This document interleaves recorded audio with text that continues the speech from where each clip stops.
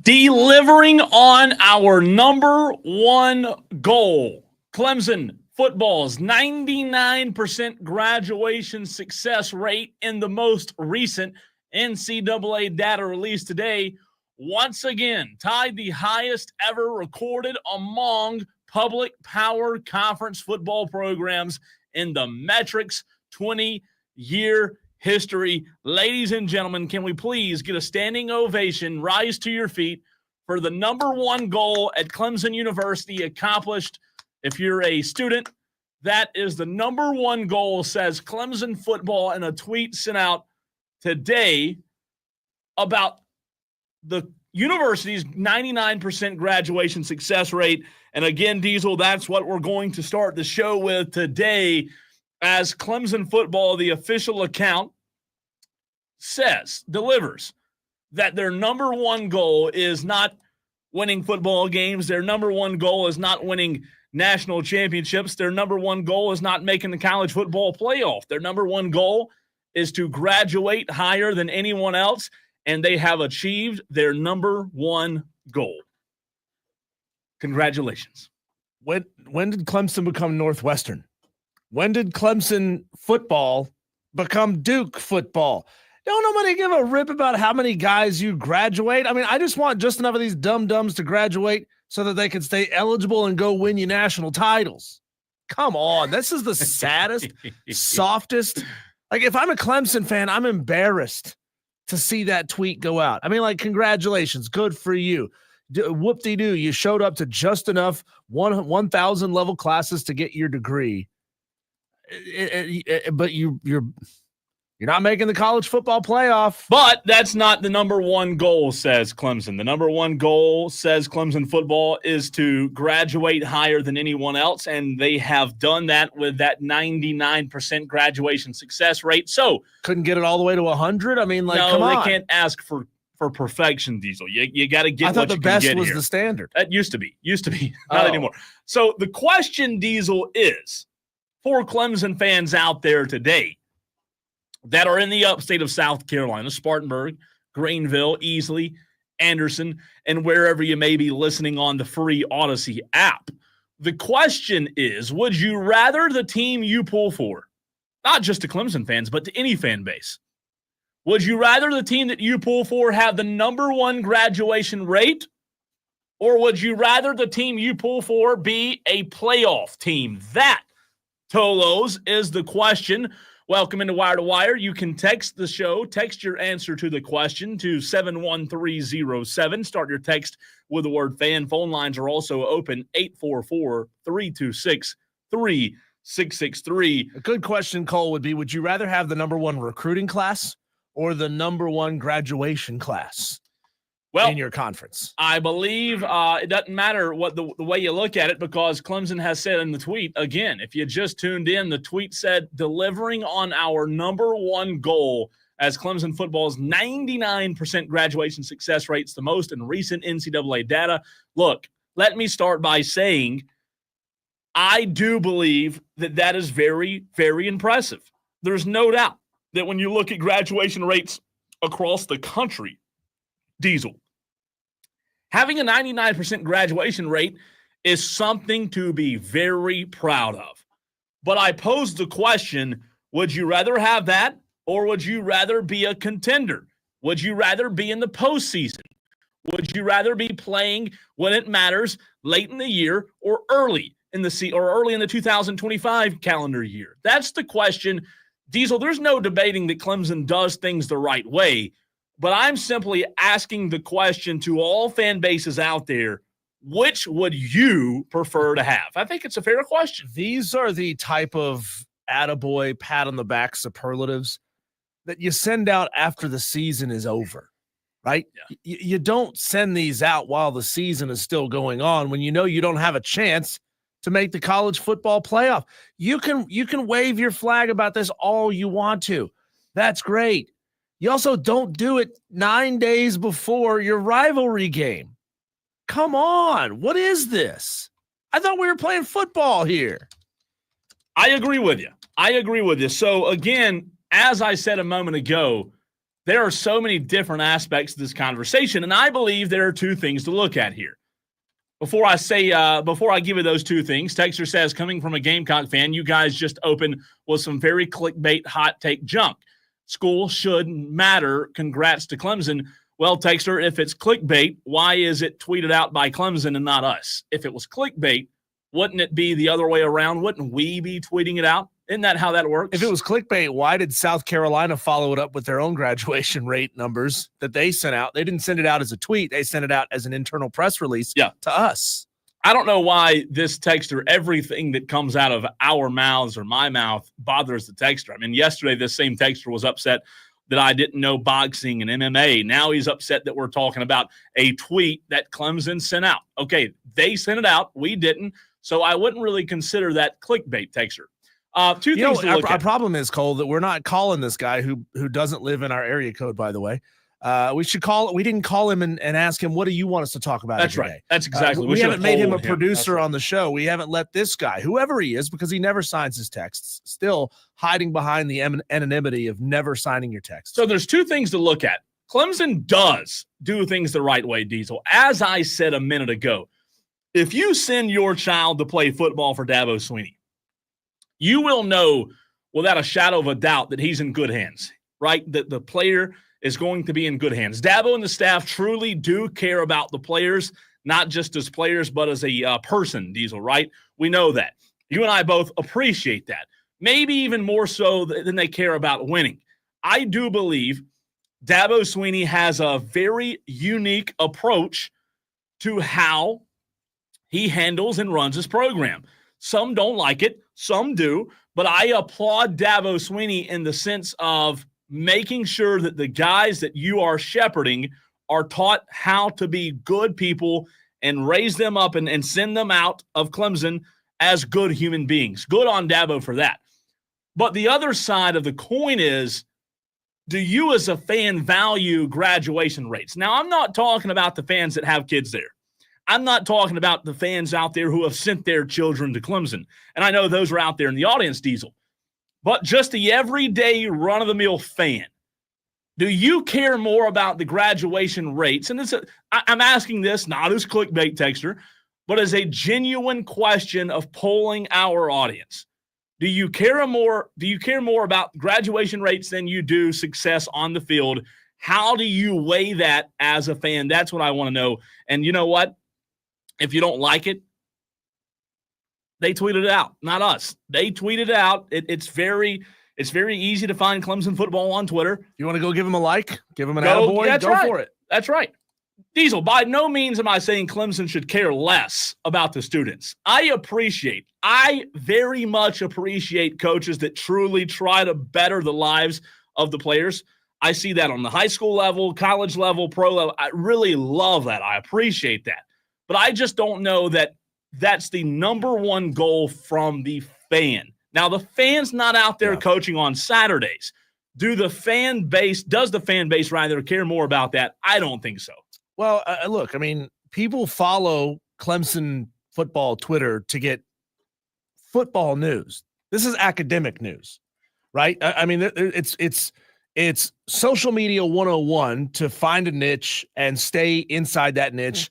Don't really deviate out from that, because guess what? The fans that came to you and found you because of that niche, they're going to leave you if you deviate from it too much.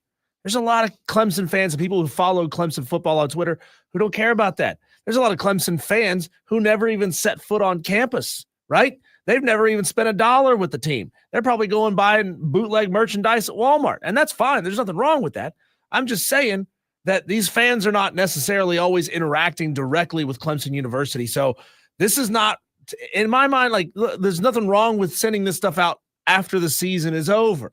If you want to send it out near graduation day, and maybe that's what's coming up, man. Maybe there's the winter or the fall class graduation is coming up. So that's why they feel like it's pertinent and relevant to send that stuff out. But you send this out in May when there's nothing going on. Right now, the focus should be, how are we going to beat Citadel? How are we going to beat South Carolina in 9 days? How are we going to get better next year to make sure that we're not in this situation where we're outside of the college football playoff picture without a way to get in? Ricky says on the Facebook stream, which you can be a part of as well, we're live on Twitter, Facebook, and YouTube. Ricky says every athlete should graduate because all that money doesn't last forever, or don't last forever, but education will. And here's the issue. Somebody on Twitter talked about this earlier with the student athletes. Somebody said, well, these are student athletes. They should be very concerned about graduation rates. I argue, no, they're not student athletes. That's Cole's opinion. My opinion is, not anymore are they student athletes. Well, we came here to play football. We didn't come here to play school. That's Cardale Jones for you right there, telling you why these guys are here. These guys are here to better their lives through athletics. They are. That's the reason that they are at the university. I understand the student athlete, the term, the phrase, the mantra. I get that. And for some, Diesel, for some people out there, that it is true. It is applicable. However, for a lot of students out there, it's not. For a lot of kids, you said it, they come to play football. And football gives them a platform to provide for their family one day, right? If they go to the NFL, make life-changing money, that's why they're there. That degree is not going to earn you a $80 million contract one day. I'm sorry. I know you can make a lot of money as an engineer, but it won't. Texter says, I hope Musk takes their account down after I reported them for being clowns. Good one. Jeff R says, do you think that was a coach that tweeted that? Yeah, it was Dabo. Just a social media person they hired. We know a coach didn't tweet that. There's probably a chance when you're talking about big accounts. And how many Twitter followers does Clemson football have? I'm going to be willing to bet that with 1 million followers, any tweet that goes out probably has to go through like 2 or 3 people to be approved. It does. Before it gets sent out. Make sure the graphic is perfect. Make sure the spelling is perfect. Make sure nobody says anything untoward. And I want to be very clear. I don't have an issue with being excited about your graduation rates. I have no issue with it. I think it's fantastic. But I pose the question to the Clemson fans out there and other fan bases as well about how much you as a fan truly care. Because I'll tell you my opinion as a fan of any team, Diesel, I don't care about graduation rates in November. I basically don't want anyone on my team to do anything that embarrasses the university. Yeah. That's really all I care about. I don't want University of Georgia. I don't want players getting arrested for drunk driving and street racing. I don't want players getting arrested in sexual assault cases. I don't want coaches with cheerleaders and volleyball players on the back of their motorcycle, right? All I care about is that my program isn't embarrassed so that when it comes time to water cooler conversation time, nobody has any ammunition to throw at me. Here's what I'll say before we go to the phones. Could you imagine how hard you get laughed out of a room if you're a Clemson fan and you're sitting there debating with a Georgia fan and an Alabama fan, and a Florida fan, and a NC State fan, and they're all throwing maybe not NC State, but you get the point here. They're all debating how many conference titles they have and national championships and how good their recruiting class is and how good their head coach is. And the Clemson fan raises their hand and says, "Yeah, but we have 99% graduation rate within our football team." You get laughed out of the room. Yeah. Somebody there's trying to hear that. I think there should be, my opinion, and then we'll go to Dewey. I think there should be a good balance, Diesel. I really believe that a program, again, this is just my fandom point of view, right? My perspective. If I'm a fan of the program, I want there to be good balance. I want there to be good graduation rates, and I want there to be good field success, on the field success, right? Why can't you have both? Why can't you have good graduation rates but also be competing in the college football playoff? I know you can because it's been done. Look at the teams. I'm sure of the 12 final teams that make the playoffs, you can have both. It's not one way or the other. You don't have to have a bunch of guys in Athens who are street racing left and right every day down the highway. You can have both. As a fan, that's what I want. I want to be able to cheer for a program that puts guys through graduation and sends them on their way with a degree so that after football, if they don't go on to the NFL, they'll have a degree to use in their profession. But I also want my team to be successful. When my team's struggling on the bubble of making the college football playoff, I don't really give a rip about graduation rates. I want to know why we're not in the playoff. That's my issue. That's my problem. I would rather be concerned about why we're not in the playoff rather than having the highest graduation rates. Dewey, what do you say? 844-FAN phone, 844-326-3663. What's up, Dewey? I really want to disagree with you, but you're correct. Who cares about graduation rates? All Clemson players are nerds. They probably got beat up in high school. Dabo Swinney, he's not letting them go to the NFL or transfer portal anyways. And that's why they're not going to the national championship, because he has them in the classroom doing nerd stuff instead of football. Dewey, did you graduate? I graduated kindergarten. Yes. Hey, that's graduating. Hey, Billy passed the 3rd grade the Billy Madison way. Thank you, Dewey, for the phone call. He says, I really want to disagree with you, but I can't. That's the best. That's the best. Dewey saying all Clemson football players are nerds had me rolling, dude. They're all in the classroom doing nerd stuff. Texter says, this is just Dabo promoting his "my way is better than yours" hardline policies. Madcraft says, let's talk about the true crime. Notre Dame has no business being anywhere ahead of SMU. Well, ooh. Madcraft, you're a smart, astute fellow. Hold that thought. I was going to say, I think we're coming to that down the road, aren't we? I think we are, Madcraft. So you'll be pleased, Matt. So we're I know you were in the collab session. You were in the pre-show meeting when we were going through our rundown of what we're going to talk about. So just don't spoil it for the rest of the audience in terms of what the other segments are, Matt Kraft. But appreciate you being on the stream. Good to see Brian Pettit in the stream as well.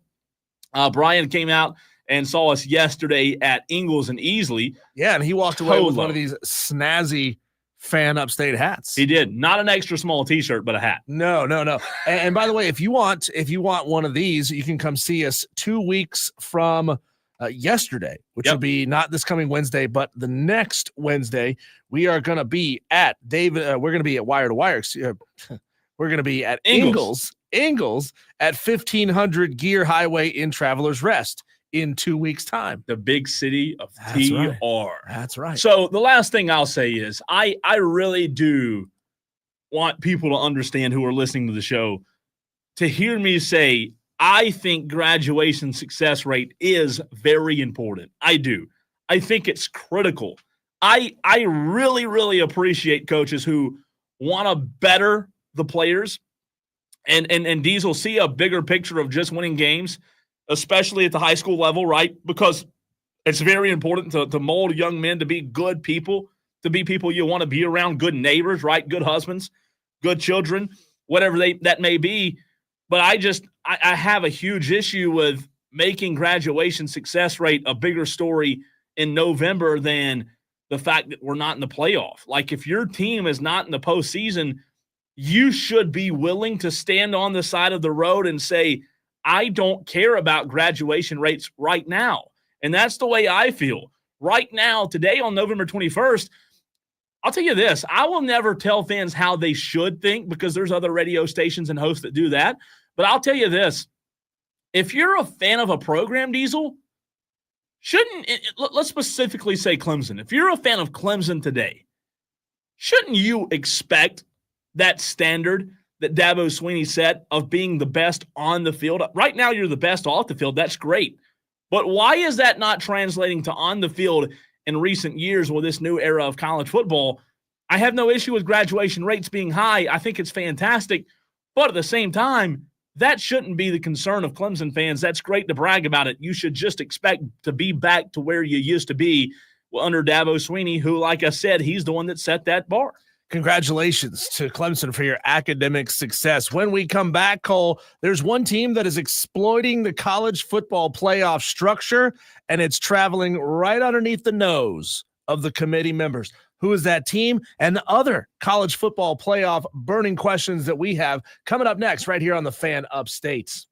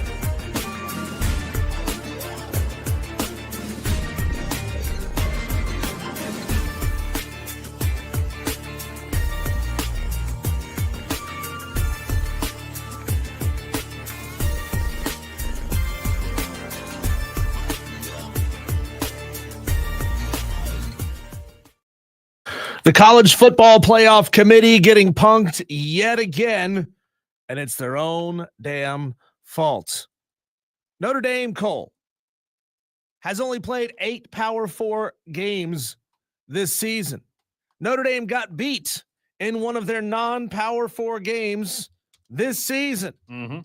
Yet they're number 6 and will probably move up to at least number 5, maybe higher, considering Indiana probably going to get beat pretty badly by Ohio State this weekend. But the committee has basically just said, no conference, no problem, Notre Dame. Like for years, people have been trying to get Notre Dame to jump into a conference, finally make the plunge, get in there, standardize your schedule just a little bit, Notre Dame. Oh, they're in the ACC, I thought, right? Well, half in, half out. I mean, I wouldn't want to. I'd want to be half out of the ACC right now too. But Cole, they played NIU. That's a tough team. Notre Dame has the 52nd strength of schedule in college football this year. And you're saying, well, that seems pretty good. There's 135 some odd teams. Really good. But it puts them on par, Cole, with teams like Boston College, Arizona State, Colorado. And they lost to a G5. And you have a number 6 in the country. It's absolutely absurd what the College Football Playoff Committee has allowed to happen to them. Now, I wonder, Cole, if you believe that Notre Dame is being penalized enough for not being in a conference by the fact that they cannot get one of those first-round buys with a conference championship win. That may be what the committee thinks that they are doing to Notre Dame. Yeah.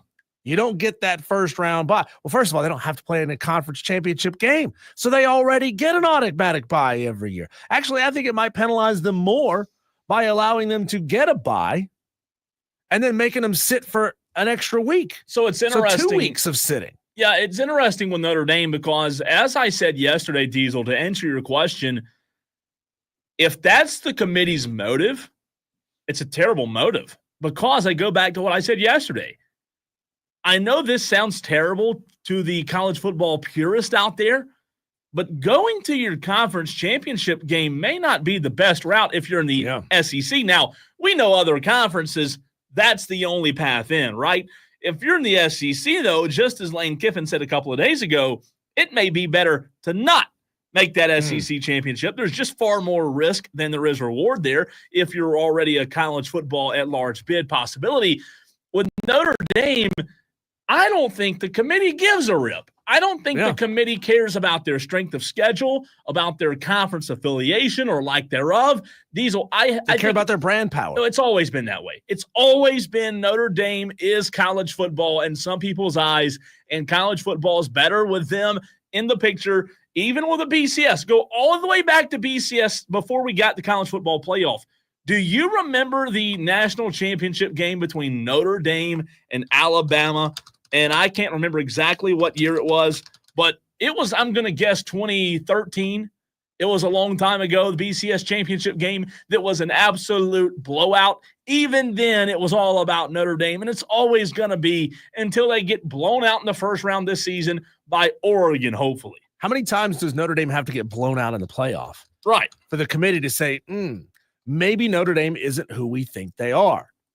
But Cole, the point we were driving at is that the committee is never going to penalize Notre Dame for not getting into a conference. So Notre Dame will never have an incentive to get into a conference. Again, a first round bye isn't what Notre Dame needs. They don't need that first round bye. Now, if they got into a conference, they could get it, and they may play in a conference championship game. So the parameters here would shift a little bit if that were to happen. But Cole, it would probably be devastating for them to take a couple of weeks off. We see it every year. You know, when you have a long break between the last game of the season, rivalry week, conference championship games, and then 3, 4, 5 weeks until playoff games, these teams come out rusty. Yeah. And that could be awful and devastating for a team like Notre Dame. And they have on their schedule remaining, they have, and by the way, they're lucky Navy was ranked. They have Army, who's 19, and they have a USC team who's not cracked up to be what many thought. So, to be fair, I will say this, Diesel. In a normal year, they've got a very good A&M team. They've got a very good USC team. But they don't play A&M every year. That's true. And a Florida State team that should be better. They won that game 52-3. Credit to them. They did add a home-and-home series with Texas. We broke that in the Daily Wires earlier this week. I think off the top of my head, it's 2027, 2028. Which will be fun. Is when they'll play Texas home and home. I'm glad it's an actual home and home and not neutral site games. I'm glad that we're back to that. I'm glad we've moved away it's from Texas these and garbage. Notre Dame. Yeah. Two of the best stadiums. No, it's got to be a neutral site would be ridiculous to have. It's got to be in Austin and in South Bend. I do like Notre Dame. I think they're a good team. I am very impressed with their defense. I don't know if Marcus Freeman's the end-all, be-all answer, but I do think Notre Dame Diesel has a defense that can compete in the college football playoff. I know we're not going to spend the entire segment on Notre Dame, but I think while they're always given the benefit of the doubt, I think they could make a run this year. I really do. And this is worth noting. This is worth putting out there. I heard this earlier on sports radio today. It's not necessarily Notre Dame's fault that they were supposed to have played University of Miami, the U, this year, but Miami backed out of that game. So backed out. But their strength of schedule is what their strength of schedule is. And you should penalize them for playing NIU, Miami of Ohio, and only having 8 FBS games. Now it helps, 8 Power 4 games. It helps again that Army is now in a conference. It helps that Army is having their best season since WW2.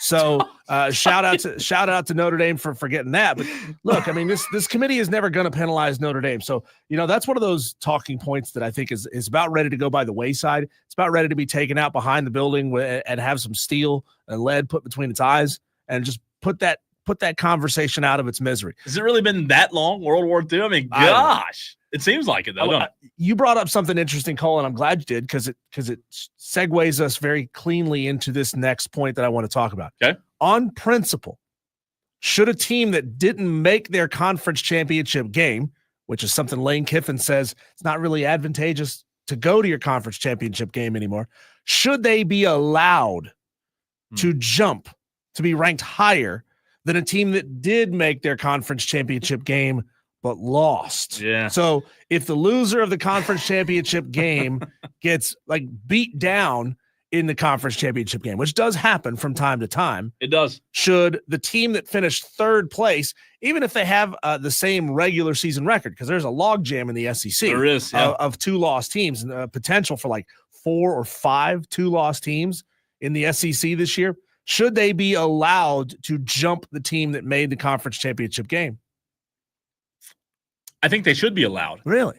I think it has to be, though, Diesel, looked at on a case-by-case scenario, right? I don't want to set a precedence of this has to happen every time or this has to happen every time, but I do think it could be allowed.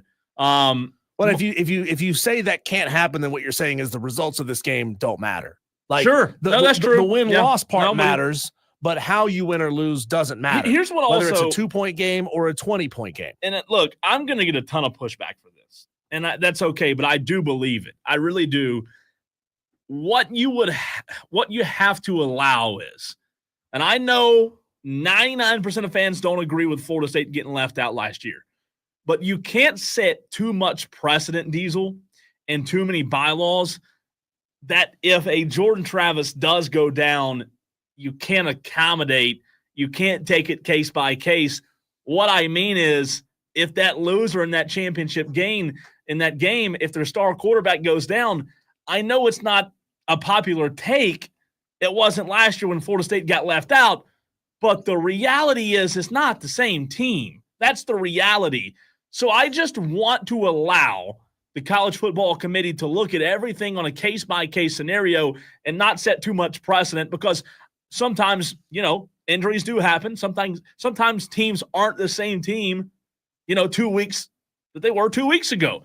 I think it's an interesting point of conversation, but it's going to be very interesting to see, Diesel, for the first time ever, with this new expanded playoff if the committee does do that. If a loser, let's say, for example, who would lose? Like, let's say Texas lost. If Texas lost in the SEC, let's say they lost to Georgia, and that right now is the odds-on favorite to meet Texas, and they would have lost to Georgia twice and have a lesser strength of schedule than a lot of SEC teams. Let's be honest, Texas's best win is what, Florida or Vandy? I mean, that's their best win. So that'd be that would be so. I kind of hope it happens. Like, I do want to. There's part of me that does want to see chaos, but that would be fascinating when it comes to what the precedent will be set with this year being the first year, if that could happen or not. We saw on the latest college football playoff rankings, Cole, that the committee really penalized BYU for a loss, dropped them a lot. I think it was from 7 all the way down to 14 or 13 or something like that. Cole, what does Indiana need to do, even in a loss, to stay in the college football playoff conversation? How close? Because we're assuming here, and there's a lot of Tolos who have picked Indiana to upset Ohio State in the upset picks challenge, which, by the way, that's open. You can get in your upset picks right now at 71307. Start your text with keyword fan. But Cole, it feels like they're itching for the opportunity, the playoff committee, to really smack Indiana down, especially if this is a lopsided victory for the Buckeyes. It's a home game in Columbus. If Indiana keeps it within 21, do they stay inside the top 12? Because this thing could shift and move. Do they stay inside the top 12 if they lose by 21? We had the conversation last week about BYU, or this week about BYU on Tuesday. It's a similar situation with Indiana. If Indiana loses by 21 or more, you said it. The committee probably is looking for a way to drop them. I think if they lose by 21 or more, there's a very big risk of them being kind of in the same situation that Tennessee was in this week, right? Being 11, but you look at the bracket, being on the outside looking in like you led the show with yesterday. BYU and Boise State could keep winning and could be like naturally inside the top 12, not in because of their potential to go win a conference championship game. What are they going to say, though? Like, if you were in that room and they lose to Ohio State, Diesel, and okay, you've lost by, let's call it 21 points. And I think that would be a big win for Ohio State if they did win by 21. But like, if you're in the room, you have the conversation of, okay, as of right now, they're 10-1. They won 10 games in a row. What does the overall body of work look like for them to get in now? They beat FIU. They beat Western Illinois 77-3. UCLA's terrible. Let's call a spade there, Diesel. They're not good. They beat Charlotte. They beat Maryland. They beat Northwestern. They beat Nebraska 56-7. Washington, a terrible Michigan State, and they barely beat just an average Michigan team. And then they'll have a Purdue after that. So it's not like they have an opportunity against, let's call it a top 20 team after Ohio State to prove, it was Ohio State. It was a buzzsaw, right? And we followed that up with a number 20 team, and we beat them by 14 points. Well, here's the problem with what you're asking.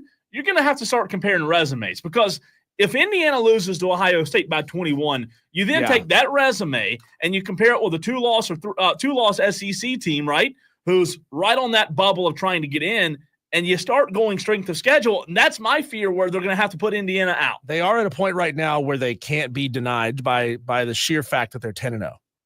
But they can be denied if they lose by 21 plus on the road at Ohio State. If they keep it within 14, I think it makes it really tough. It makes it really tough. I agree. To make that decision. Because Ohio State, by the way, who are they beating by 14 points or more? Who's that, Ohio State? Yeah, Purdue, Ohio State, Michigan State. In the Big Ten, okay? Yeah. I don't care what they did against Marshall or Western Michigan, okay? Yeah. They blew out a bad Michigan State. They're not They good. blew out a bad Iowa. They barely got by an unranked Nebraska. Okay, football team, but not great, okay? They blew out Purdue. They hadn't played Michigan yet, right? They hadn't played Michigan. Northwestern, Purdue, they won by 7 at Penn State. And Penn State played awful in that game, by the way. I know you're still seething over that one. I am. I'll tell you what's an interesting conversation is, and I know we got to run, but let's say Indiana loses by a touchdown on Saturday. I think they're still inside the top 12. Okay, then with that being said, let's fast forward a week, and let's say Ohio State struggles against Michigan. All of a sudden, what does that do? Like, if you're Indiana, not only is this week important, I don't like penalizing Indiana for the assumption here of what happens against Michigan for Ohio State. I know, but it's just like how they're viewed. It's how the perception of now, if they go boat race Michigan and you only lose by 3 points or a touchdown, maybe you are. Maybe you're still in. Texter says, how does a one-loss Indiana team that lost to only Ohio State get left out and the one-loss Notre Dame is in with a loss to NIU? Both should be out. It's a fair conversation, right? Notre Dame's overall strength of schedule is considerably better. It's not elite, okay, but it's considerably better than Indiana's. So that's where that argument comes in. Cole, last question for you here, and I'm going to keep it with the Buckeyes. Before the season started, Ohio State's AD revealed that they spent $21 million in NIL, confirmed it, by the way. He could have denied it and said, no way we would spend $21 million. But he confirmed it. If they've spent $21 million and Ohio State doesn't win the national championship, I don't care what the pundits outside of Columbus say, but will the fans of the Scarlet and Gray call for Ryan Day's job? Will they? Because they're already at his throat. They right? wanted his job when he couldn't beat Jim Harbaugh. That's an impossible job. That's an impossible fan base to satisfy. I mean, that fan base is on par. Now, they haven't won anything in a while, but they are on par with the expectations of Alabama.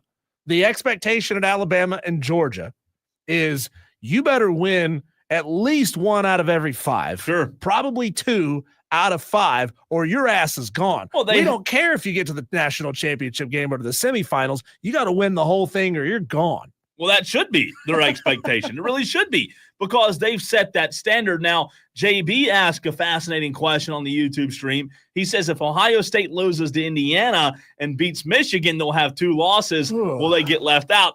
Holy freaking crap. That's a fascinating question. Oh, my God. If you want to look squarely just at the number that's in the loss column, you'd have to say yes. But at the same time, Ohio State's a good football team. They're a quality football team. So now we're having the debate all over again. Does resume matter? At some point, wins and losses have to matter. I'll tell you what I think to answer that question. I think they would get left out. And I'll tell you why. Could you imagine falling from 2 to out in 2 weeks? One word: timing. You cannot lose this late in the season. Not to Indiana. And I know Indiana's a good team, but timing, JB, it matters. Ask Notre Dame. They'll tell you how much it matters. That NIU loss seems like 6 years ago. I think they would, because of how late in this. You cannot drop a game this late if you're Ohio State. All right, we ask the question. We keep it on the college football front. We're going to predict the most likely way, Diesel, that Clemson gets into the ACC championship. They've got to rely on some outside factors, but what do we see as the most likely path? Tolos, your input, your feedback as well. That's next.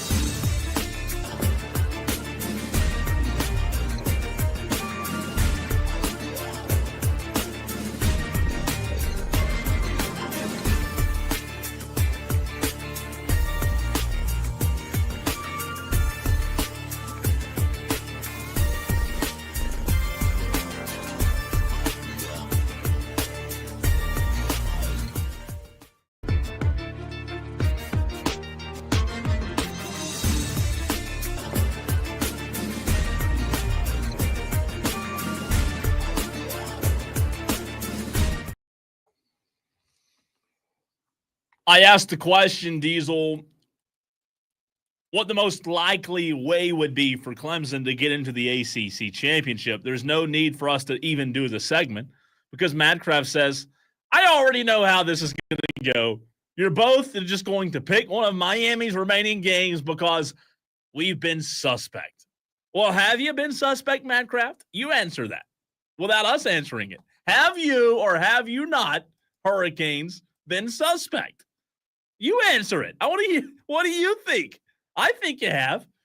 But, Diesel, Clemson needs SMU to lose both games on their schedule. Clemson needs Miami to lose one of their remaining two. Losing 2 games in a row for SMU to Virginia and Cal is going to be tough in my mind. The other hand is, let's just play probability. I was never good at probability in school, but just talking about statistically speaking, your best path's got to be for Miami to lose to Wake Forest or Syracuse, right?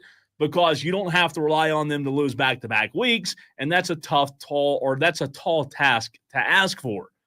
So if you're looking at the 2 games, Wake, and yes, sorry, Madcraft, I'm going to go to Miami. If you're looking at Wake and Syracuse, if you were a Clemson fan today, would you feel any level of confidence that your team somehow, some way can backdoor their way into the ACC title game? Not a ton. Not a ton. I mean, look, you could get lucky. It could happen. It could happen, but I don't feel good about it. And anyway, so maybe that's why. Look, we started the show by bashing Clemson football's account for tweeting about their graduation rates. I said maybe they should do it when their season is over. Maybe it's because their season's already over. Maybe it's because it's already over. You feel like, you know what? We can go ahead and do it. It's not a big problem. That was a knife right to the chest. It's already over. Ooh. Go get that bragging rights against South Carolina if that's what you need to make yourself feel better. Oh, boy, that was a tough one. But otherwise, by the way, Cole, look, I love rivalry week in college football. Yeah, I do too. I love it when it's 2 schools that are like 50 miles apart. But SMU, I'm looking at a map here. SMU's got nobody to play on rivalry week. I feel bad that they got to play. Who are they even playing? Virginia. I feel bad that they got to play Virginia. Does SMU not have a rival? I know we have one. No, because rivalry week, the last week of the season is going to be Stanford Cal, right? So they can't get that one. Oh, that's this weekend. Excuse me. Next week geographically they're closest to maybe a couple miles difference here, but they're probably closest to either Georgia Tech or Florida State. You can't have either one of those because they're playing Miami Miami or Georgia, respectively, those weekends. Can't have Clemson because they're playing South Carolina. Like who should they play? Who should SMU play? They're out there on an island so far away from everyone else. They need an out-of-conference rivalry weekend. Let's see. Geographically speaking, they're right in downtown, not downtown, but they're close, man. They're right in the heart of Dallas, and it's a weird spot to be. Deep in the heart of Dallas. It's almost like downtown. So maybe Baylor can be a little added rival because it's not far. It's an hour away. Maybe they Is Waco only that far? Yeah. Only an hour from Dallas? Hour south. About an hour. Yeah, it's not far. Maybe they can get something drummed up with Baylor. I know that's not the most. It's not sexy. No, it's not. But let's play a G5 team. Who else? I mean, what are they going to do? Play North Texas. Go to Shreveport, Louisiana. I mean, I don't know. It's tough. Madcraft is not happy with that answer of the Miami. He says Cole doesn't know ball. I'm sorry, Madcraft. You tell me, though, since you're the expert, who do you think Clemson's most likely path would – who do you think would have to lose for Clemson to have a likely path to the ACC championship is what I'm asking because, I just don't see SMU losing 2 games. Follow up to that question. We were talking about should a team that doesn't even make the conference championship game be able to jump a team that does. Let's just say for the sake of argument that it's SMU Miami for the championship. SMU gets absolutely demolished. Something like absurd, like 45-0. Yeah. Do you say, well, Clemson's going to jump them and maybe, for an at-large conversation? Could. Texter says TCU is SMU's biggest rival traditionally. Well, that makes sense because it's only, 30 minutes west in Fort Worth. But I don't know that is that really a rivalry? It's a good question. Have to make it one. Yeah, have to. They're going to have to make it one. Cole, when we come back, it'll be also religious school on religious school. When we come back, we'll dive right back into our upset picks challenge. Got a bunch of you Tolos who got in your upset picks yesterday. We'll invite you back in and go through some of the odds on what are the chances that your upset picks will hit. That's coming up next right here on 97.7 FM in Greenville, 97.1 FM in Spartanburg, and everywhere you are on the free Odyssey app.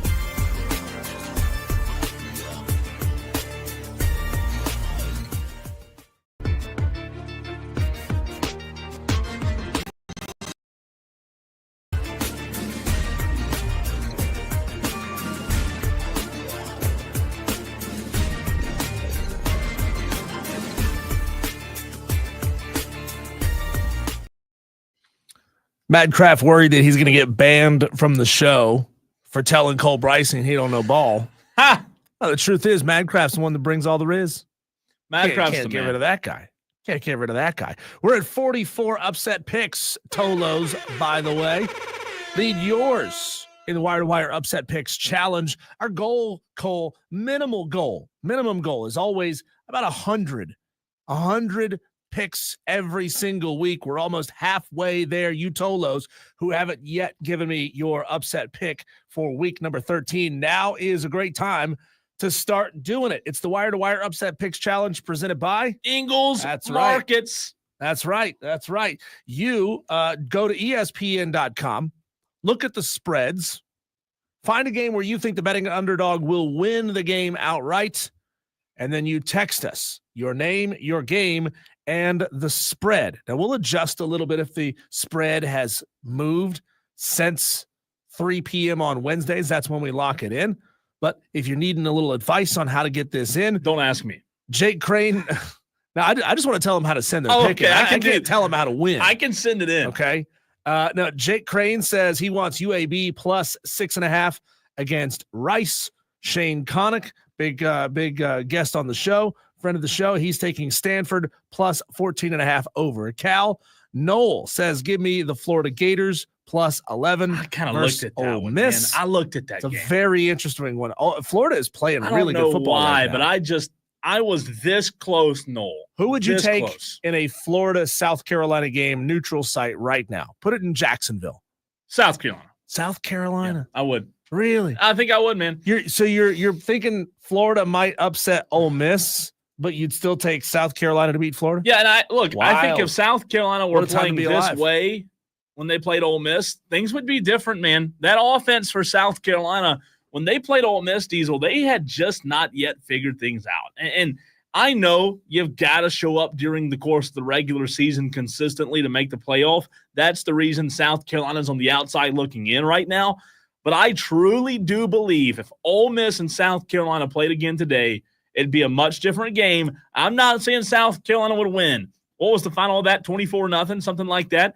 I just think that now you have confidence in QB1 that's absolutely playing right now that like he's almost unstoppable in a way.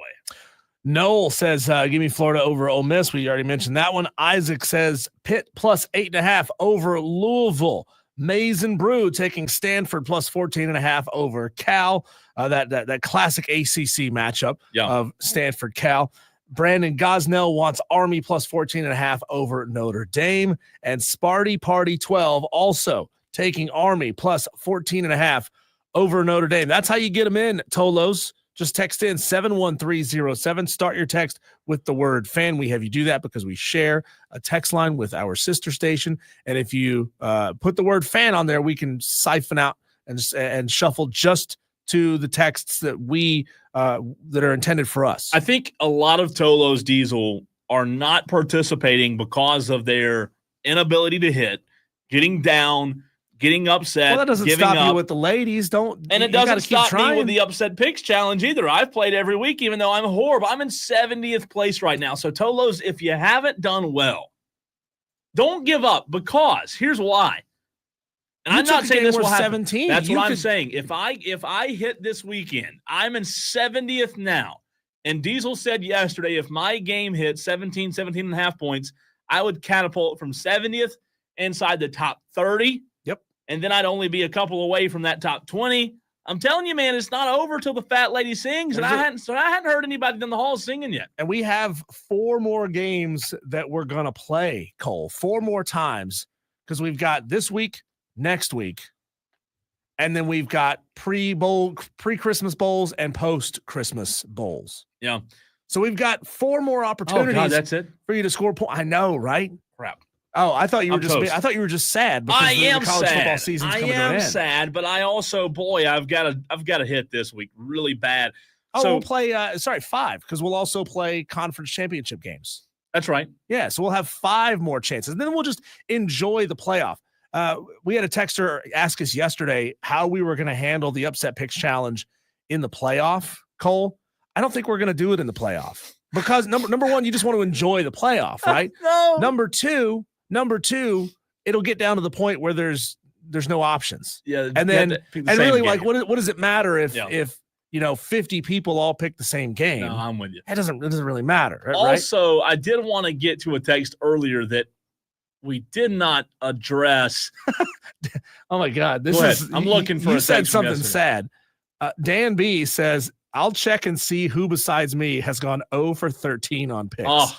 Dan B, again, the wonderful, wonderful Tolo who helps us keep track and organize all of the points. He's a machine. I think Dan B has made a grand total of like 2 mistakes all season, which is absurd. Pretty good. It's pretty good. Yeah. I mean, if SEC officials only had that kind of an accuracy rating, but he's phenomenal at managing the challenge, truly awful at picking in the challenge. I did want to get to this text from Bubba Brooks 86. Bubba asked earlier in the show, should there be a limit on the number of teams allowed from a single conference in the college football playoff to ensure greater diversity, or does that risk excluding the best teams? Bubba Brooks, that was a topic in the 5 o'clock fight yesterday. Mm-hmm. If you missed it, obviously you can go back and listen anytime on our podcast, the Odyssey app. But Diesel and I did talk about that, and I said no. I said, Bubba, I didn't want there to be a cap just in terms of setting precedent. Again, going back to that, I don't want a precedent set that's going to impact future situations and not being able to handle things on a case-by-case scenario. So I'm opposed to it. So here's something I truly believe, and we're getting off topic here. Here's something I truly believe is that it's the team that's upset, like the Tennessee, if the bracket were to come down this week. It's the Tennessee fans of the world, and it would be the teams just on the outside of there, especially if they're from the SEC. Those are the ones who are going to scream the loudest about getting left out of the college football playoff, because they'll say something like, and I'm just envisioning a scenario where Tennessee's out, but Indiana is in. Yeah. How dare you? How dare you leave us out and you put Indiana in? We're way better than them. Yeah. That's why the playoff will expand. Now, most people will say till they're blue in the face, we don't want more playoff expansion. It's going to happen. We don't want that. But you're going to be the reason that it expands, because you'll be the most butthurt when your team doesn't get in. It's going to happen. And then you'll say, well, damn it, we need to expand. Damn it, we need to change the rules. We need to keep tweaking this. We need to keep changing this to engineer a scenario where it's foolproof that we are in this thing. And then guess what?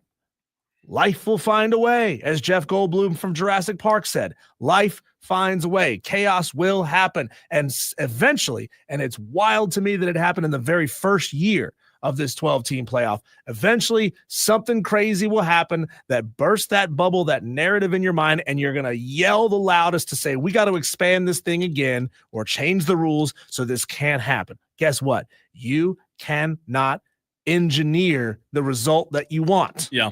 I think it's very interesting. And again, we'll get back to that conversation as the weeks get closer and closer to the final rankings.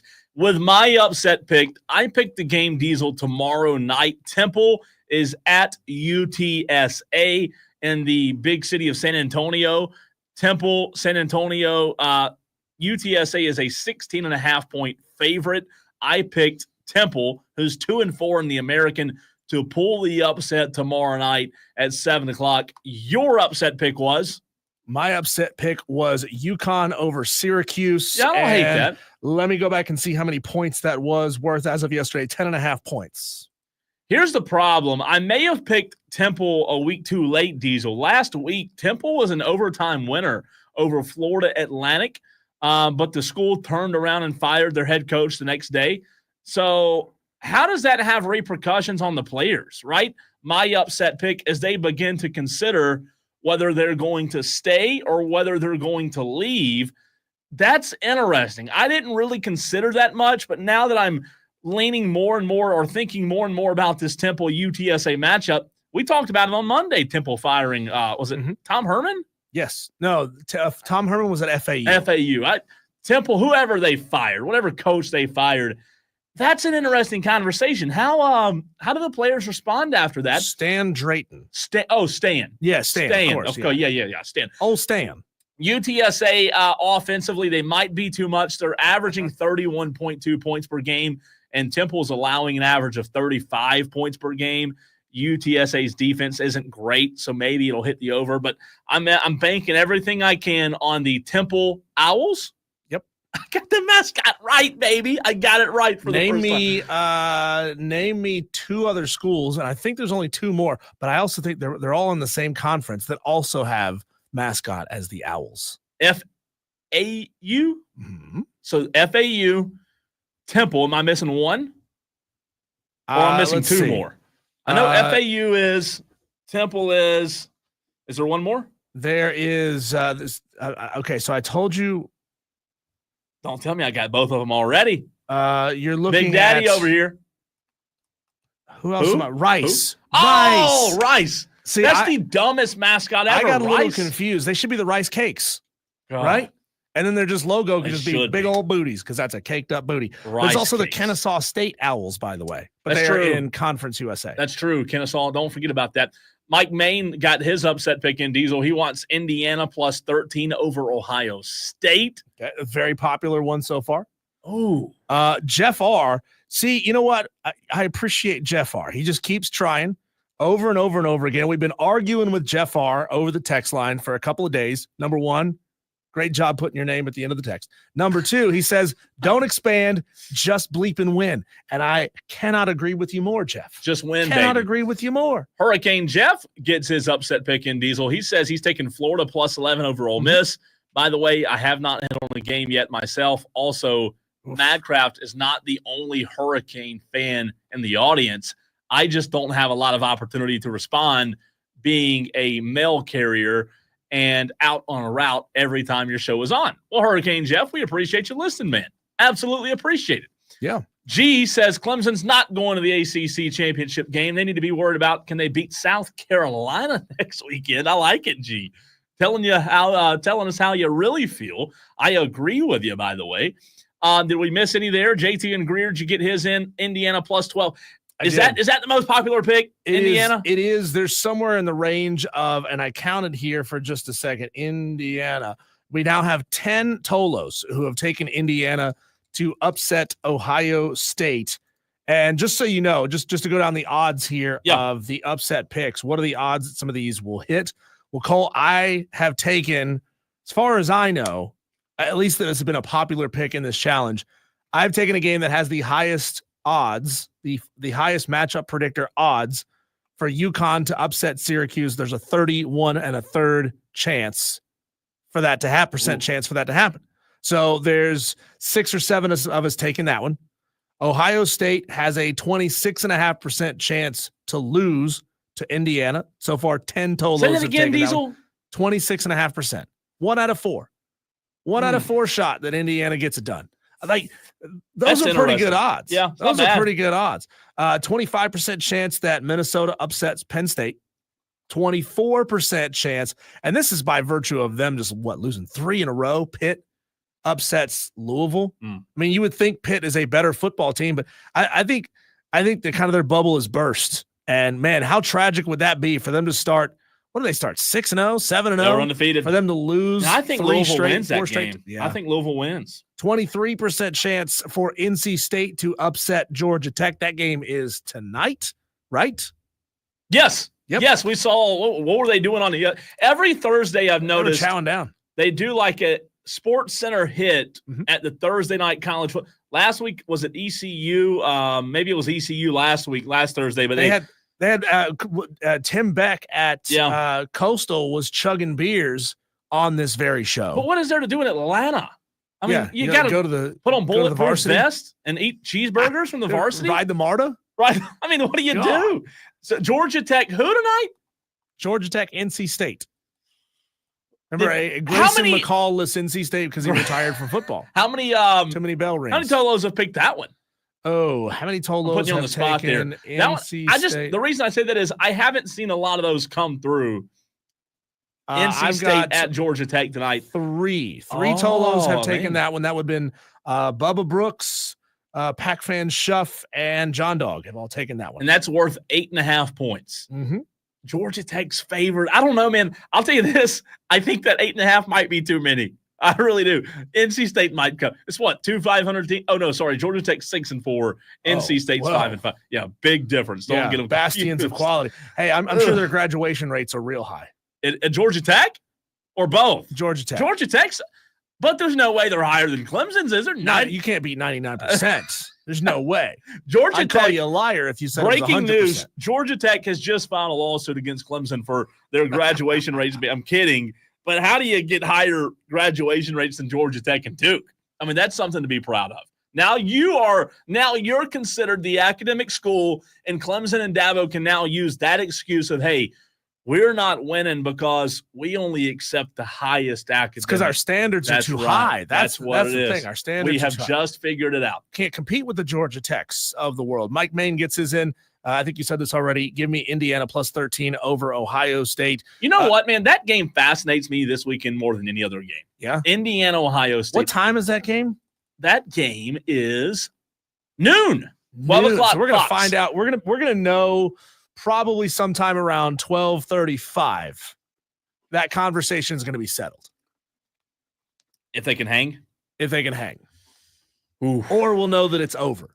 God, I hope not. That Indiana's playing 12:35. I mean, could you imagine Indiana getting here 10-0, feeling good about themselves, and then Ohio State scores on their first 2 offensive possessions, gets like a pick 6, runs it back, ball game over. Yeah, it would be good in the first quarter. That spread, I don't know when it started at, but it's now at 12 in favor of Ohio State. You know what, man?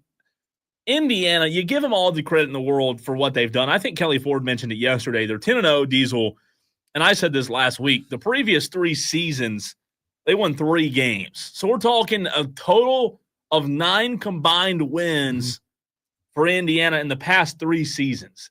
So you have to give them a ton of credit. And maybe Kurt Cignetti's like the next guy because of what he's done so quickly at two good programs. Yeah.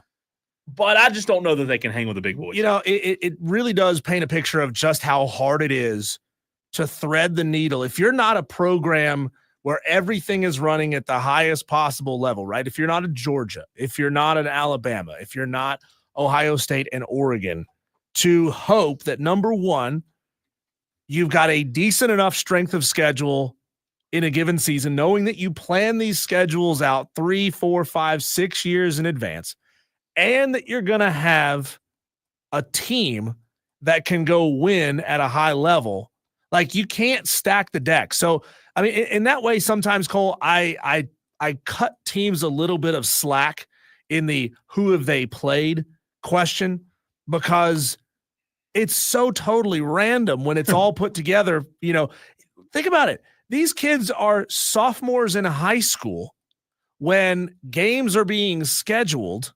Yeah. Sometimes they're in middle school. Yeah, that's true. When games are being scheduled, knowing that, or not knowing that, one day they're going to be judged on a schedule that was put together when they were in middle school. Yeah. And that is hard to wrap your mind around. So, look, it's impressive what Indiana has done. They were probably just hoping for bowl eligibility this year, and lo and behold, they've rattled off 10 in a row. It's nice. And they find themselves in a position that, let's be honest, they probably have no business being in. But what if the Hoosiers take down the Buckeyes? Tolos, want to remind you that one of my favorite segments of the week is coming up in 40 minutes from now, the Tolo Takeover, 5 o'clock today. It's your chance to sound off like you got a pair. Sound off on whatever you want to talk about. 5 o'clock, you're the Tolos. You get to take over at 5 o'clock today. Our high school coaches spotlight, though, is next in the very next segment. Stay tuned to see who this week's spotlight is on.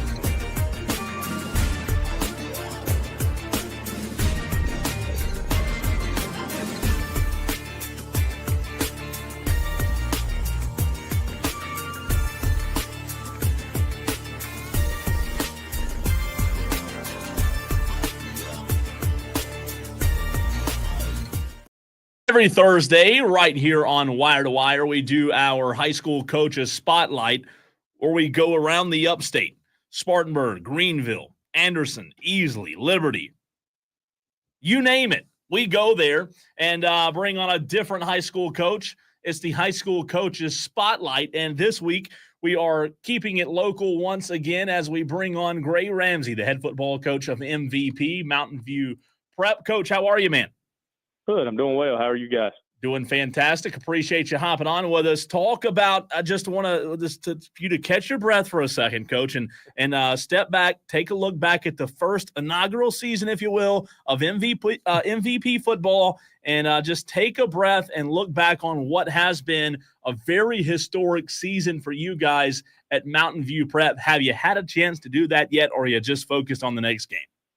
Yeah, I think it's been at times it feels like a whirlwind. You know, you're kind of in the midst of this playoff run, so you know you always have a chance to. I think we pause and reflect every week to try to figure out what we need to do a better job of as we're continuing on in our season. I think, but from an overall perspective, I don't know necessarily if it's hit me enough yet to look back at some of the things that we've been able to accomplish. It's just been so fast. You know, we got our limited time. We obviously got together towards the end of the summer, and you know, we got a brief fall period together, fall camp, and then we've hit the ground running. So I've just been really proud of our staff and really proud of our guys and our players for all the hard work they put in.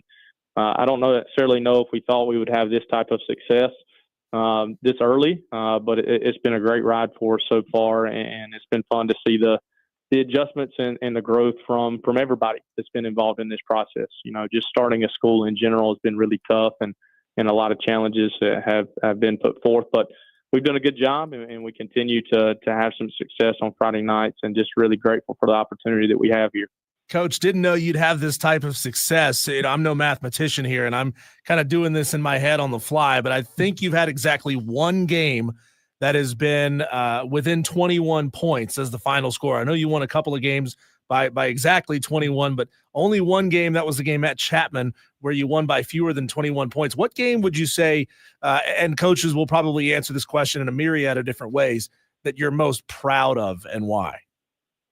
Well, I think you look down the season, I think there's been a couple of times where we get into a new situation. There's been some times really early on in the season. We had a game at Crescent. We were down 21-7 at halftime. That was really our first opportunity to have some adversity in our program and to kind of see the reactions of our players and to really pull forward in the halftime adjustments and really went into the locker room at that point in time. And you could see with a new group, there were frustrations. And I think there was some surprise to that based on some of the early success they had. But for me, just stayed calm and said, you know, we believe in what we're doing. We believe in this process. We didn't play well. And we came in, I think we won the second half 41-0.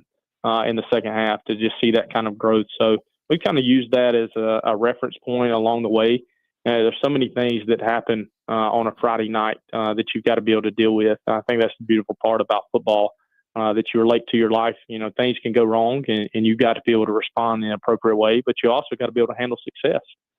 You've got to be able to understand that it takes a lot to beat really good football teams, that you've got to play a complete game, and no matter if it's something goes wrong or if you're having some success early, that you've got to continue along that process and be confident in what you've done to prepare to be in that situation. So we've done a good job through there, but it's always nice as a coach, I think, when your kids overcome a little bit of adversity and they're able to come outside on the other side of it with a positive experience rather than a negative experience. We're talking to Gray Ramsey, the head football coach of MVP, first season at Mountain View Prep. You mentioned the difficulties in starting a football program. You are also the AD.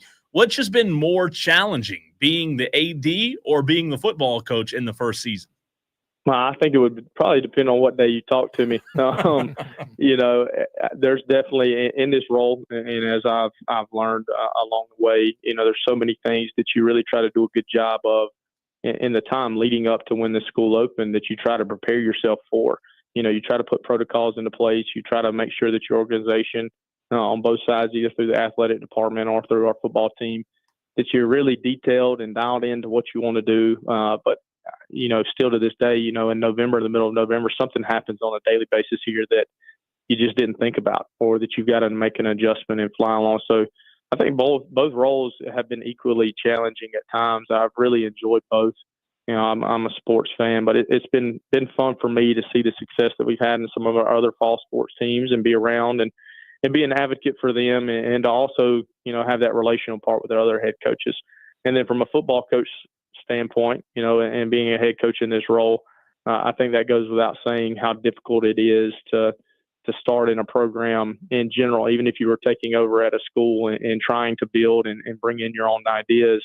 You couple that with us having a brand new school and the things that we're doing, limited space, limited resources, limited staff. We're a really small school.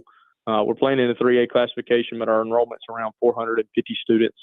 So every day that we come here, it's a challenge, but it's been fun. I think that's what makes every day exciting. It brings a challenge to me in this office to try to find a way to best put our kids in a position to be successful. Coach, can you elaborate on, you were talking about the other fall sports that have had success. Can you go a little deeper on that and tell us how each of these sports is doing? Yeah, absolutely. So I don't know if it's our girls golf team. They won the state championship this past month. So that was our first state championship in school history. Our girls golf team was able to win the state championship. Our volleyball team had a really, really great season. They finished second in our region in their first inaugural season. They lost to Chapman in our region championship game. Chapman went on to play in the upper state championship. So our volleyball team, which didn't have any seniors on it, had a really, really good year in their first year. Today, currently, still waiting on an update. Our girls cross country team qualified for the state championship. So they're running today.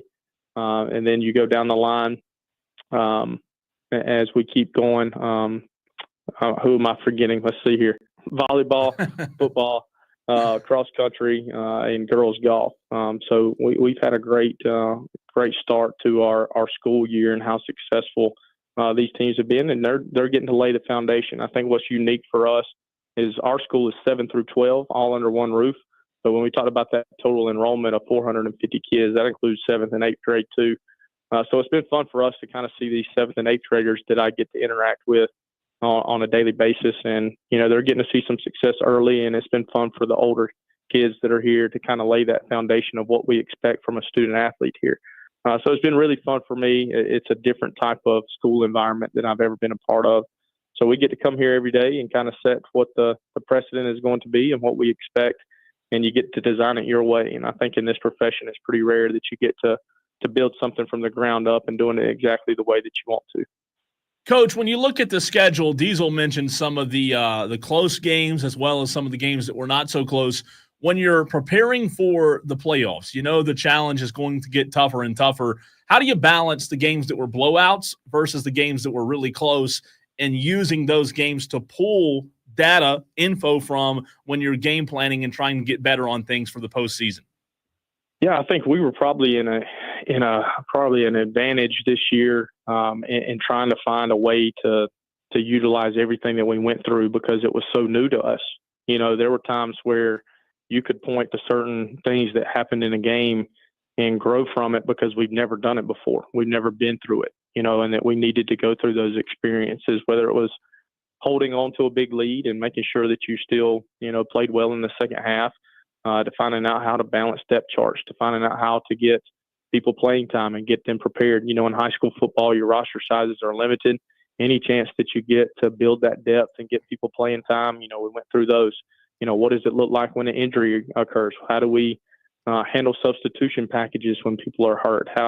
From what time do you get there on a bus trip? What does your pregame look like? What does anything and everything that you can think of that goes into being a successful football team? We had to go through that first this year at some point, and through 3 months' time now, we've made a lot of changes to what it looked like back in August.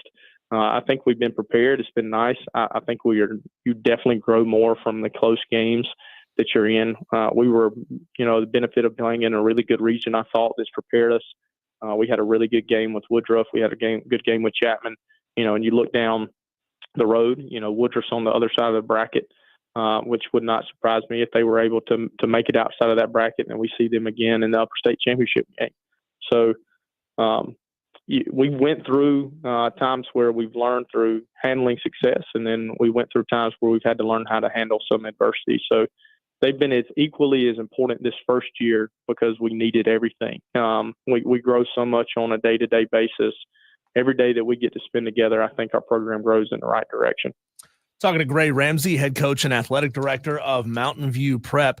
Let's talk about your opponent this week, Coach. Walhalla, they've been up really high, and they've also been down really low. I'm looking at them blowing out West Oak 62-0. I'm looking at their game against Pickens where they won 49-16. Well, they've also had games where it's been lopsided the other direction, the Belton Honeypath and Crescent games. How do you as a coach get a bead on a team that is swinging so wildly from week to week? Sure. I think that comes with understanding, what their process looks like for their program. Coach Stone, he's done a great job at Walhalla. He's continuing to implement things that he wants to do. So I think some of that's probably a byproduct of them having to go through some of the same experiences that we are when you have new leadership and what you're doing. And then you try to find some common opponents. Last week, obviously, they played St. Joe's, which we had the opportunity to play early on in the season. So you get kind of some similar looks, and you try to use that to get a gauge on where they're at. But they've done a really good job. And we also know that their environment, their community, their support that they have, they're really excited. I think I saw a stat the other day, possibly posted on their Twitter account. I think this was their first playoff win since like 1995. Yeah. So this is a community for them that they're really believing, and I think that's something that we had to talk about and understand as a staff and a group, that confidence goes a long way. So, they're going to be coming into this game this week feeling like they're playing their best football, and they're really well coached. I mean, you can turn on both sides of the ball. They've got great size on the offensive and defensive line, and that's half the battle at this age and in high school football. So they have some strengths. They run the ball extremely well. Their running back's really talented.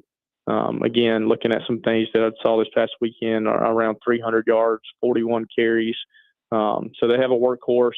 And then that's a community that I've been around in my time in the upstate, that what you're going to get out of them. It's a group of kids that play really, really hard. So if we want to continue our season on, and we want to earn another Monday next week, we're going to have to turn in our best performance this week. And so we're excited for that challenge. I think we've grown every week. I think we've gotten a little bit better every week. So we're looking forward to it. And you get to this point in the season, all that's really left is good football teams. And you've got to go out and you've got to execute. And hopefully you find a way to get one more point than the other team, and you're able to continue your season. Coach, my last question for you, how do you balance philosophies, tendencies, and a new staff, new culture, new football program? Because you mentioned a few minutes ago that from the beginning of the season to now, you've had to make some changes along the way. Are those changes more, logistically, or are they actually philosophy changes and tendencies, and how you are molding your offense and defense as the season continues? Yeah, I think it's both. When you look at it from a scheme standpoint, from an offense, we've been really successful. But every week we've probably come out with some different formations. We've been in some different sets. We've moved players around, which I think is to our benefit. It allows us to be really versatile and put a lot on film, which in return makes the other teams have to prepare for a lot. But we've always been a group, and I've hired guys here that had a philosophy of, let's just don't do something because that's what we want to do. What does our positions look like? What are the skill sets of the players that we have? And every week, how can we maximize those opportunities for them? I think on the defensive side of things, which has been nice, that's been where a lot of our consistency has been. And we've been able to kind of hang our hat on some of the same schemes throughout the season and really build upon that, which helps. So there's not so much turnover in schemes and chaos from that standpoint. And then from a logistical standpoint, that changes weekly. Our Monday practices right now look different than what they did 6 weeks ago. When do we lift? When do we meet? How do we switch that around? How do we maximize our time that we get? We're practicing right now.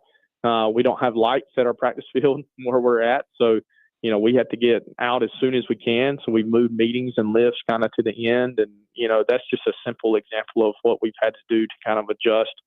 But there's so much that goes into that, from the relationship with our staff, between us and the relationship that we have with our players, just trying to find that perfect balance of what do they need and how can we as a staff put them in the best chance to succeed. So, we haven't been scared to make changes, and that's been fun for me to not be stuck in that mold of, hey, well, let's just do this because that's what we want to do.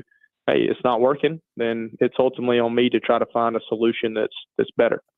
Talking to Coach Gray Ramsey, head coach and athletic director of Mountain View Prep. My last question for you, and maybe this is a question you can't answer for a couple of more weeks at least. What kind of opportunities are you seeking out in the future for those big-time out-of-state matches? I know that Burns up there in Spartanburg County has been a part of a lot of those great matchups where they'll travel to other states to play big teams from other states as well. Is that something you want for Mountain View Prep in the future? Yeah, absolutely. I think, when I took this job, I think that, the opportunities here are endless. I hope as we grow and our enrollment grows, and if we're able to continue along that path of being successful, that we would love to play in those games. I've been very fortunate in my time in the past few years in Spartanburg to kind of play some of those out-of-state games, and it's a really great experience for our kids. And then I think they grow from playing great competition. So if we're blessed down the road to have those opportunities to go and play teams that are out of state, and that we can give our guys opportunities to travel and expose them to new places. I think that's what high school experiences should be about, is for us trying to find ways to give the best opportunities to our kids, to allow them to have fun and to grow our program. So, yeah, that would be nice down the road. I hope we get to that point. That would mean that we're really successful if you're given those opportunities. So that would be great for our school and great for our community that we have here to take advantage of those opportunities, and hopefully those come down the road. Coach, best of luck tomorrow night against Walhalla, and we appreciate your time as always. Yes, sir. Thank you guys for what you do for high school athletics and the exposure that you create. Really appreciate you guys. Hope you have a great day, too. Yes, sir. That's Gray Ramsey, head football coach of Mountain View Prep. Really good stuff there. And before we run, I do want to remind the Tolos one more time, this is the 20-minute warning for the Tolo takeover. Yeah. If you haven't figured out what you're going to take over these airwaves with, you better start brainstorming. We've set the bar high. We've got to set the bar even higher this week. Daily Wires coming up next.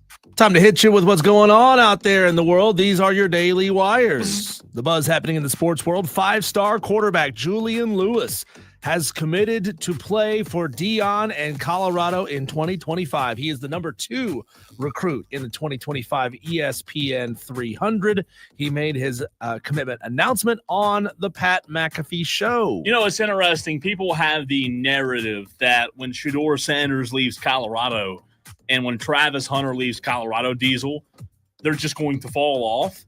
But I don't think people are giving Prime enough credit for being able to recruit guys like that in the first place. Yeah. I know his son came because he's his son, but Travis Hunter also was recruited, right?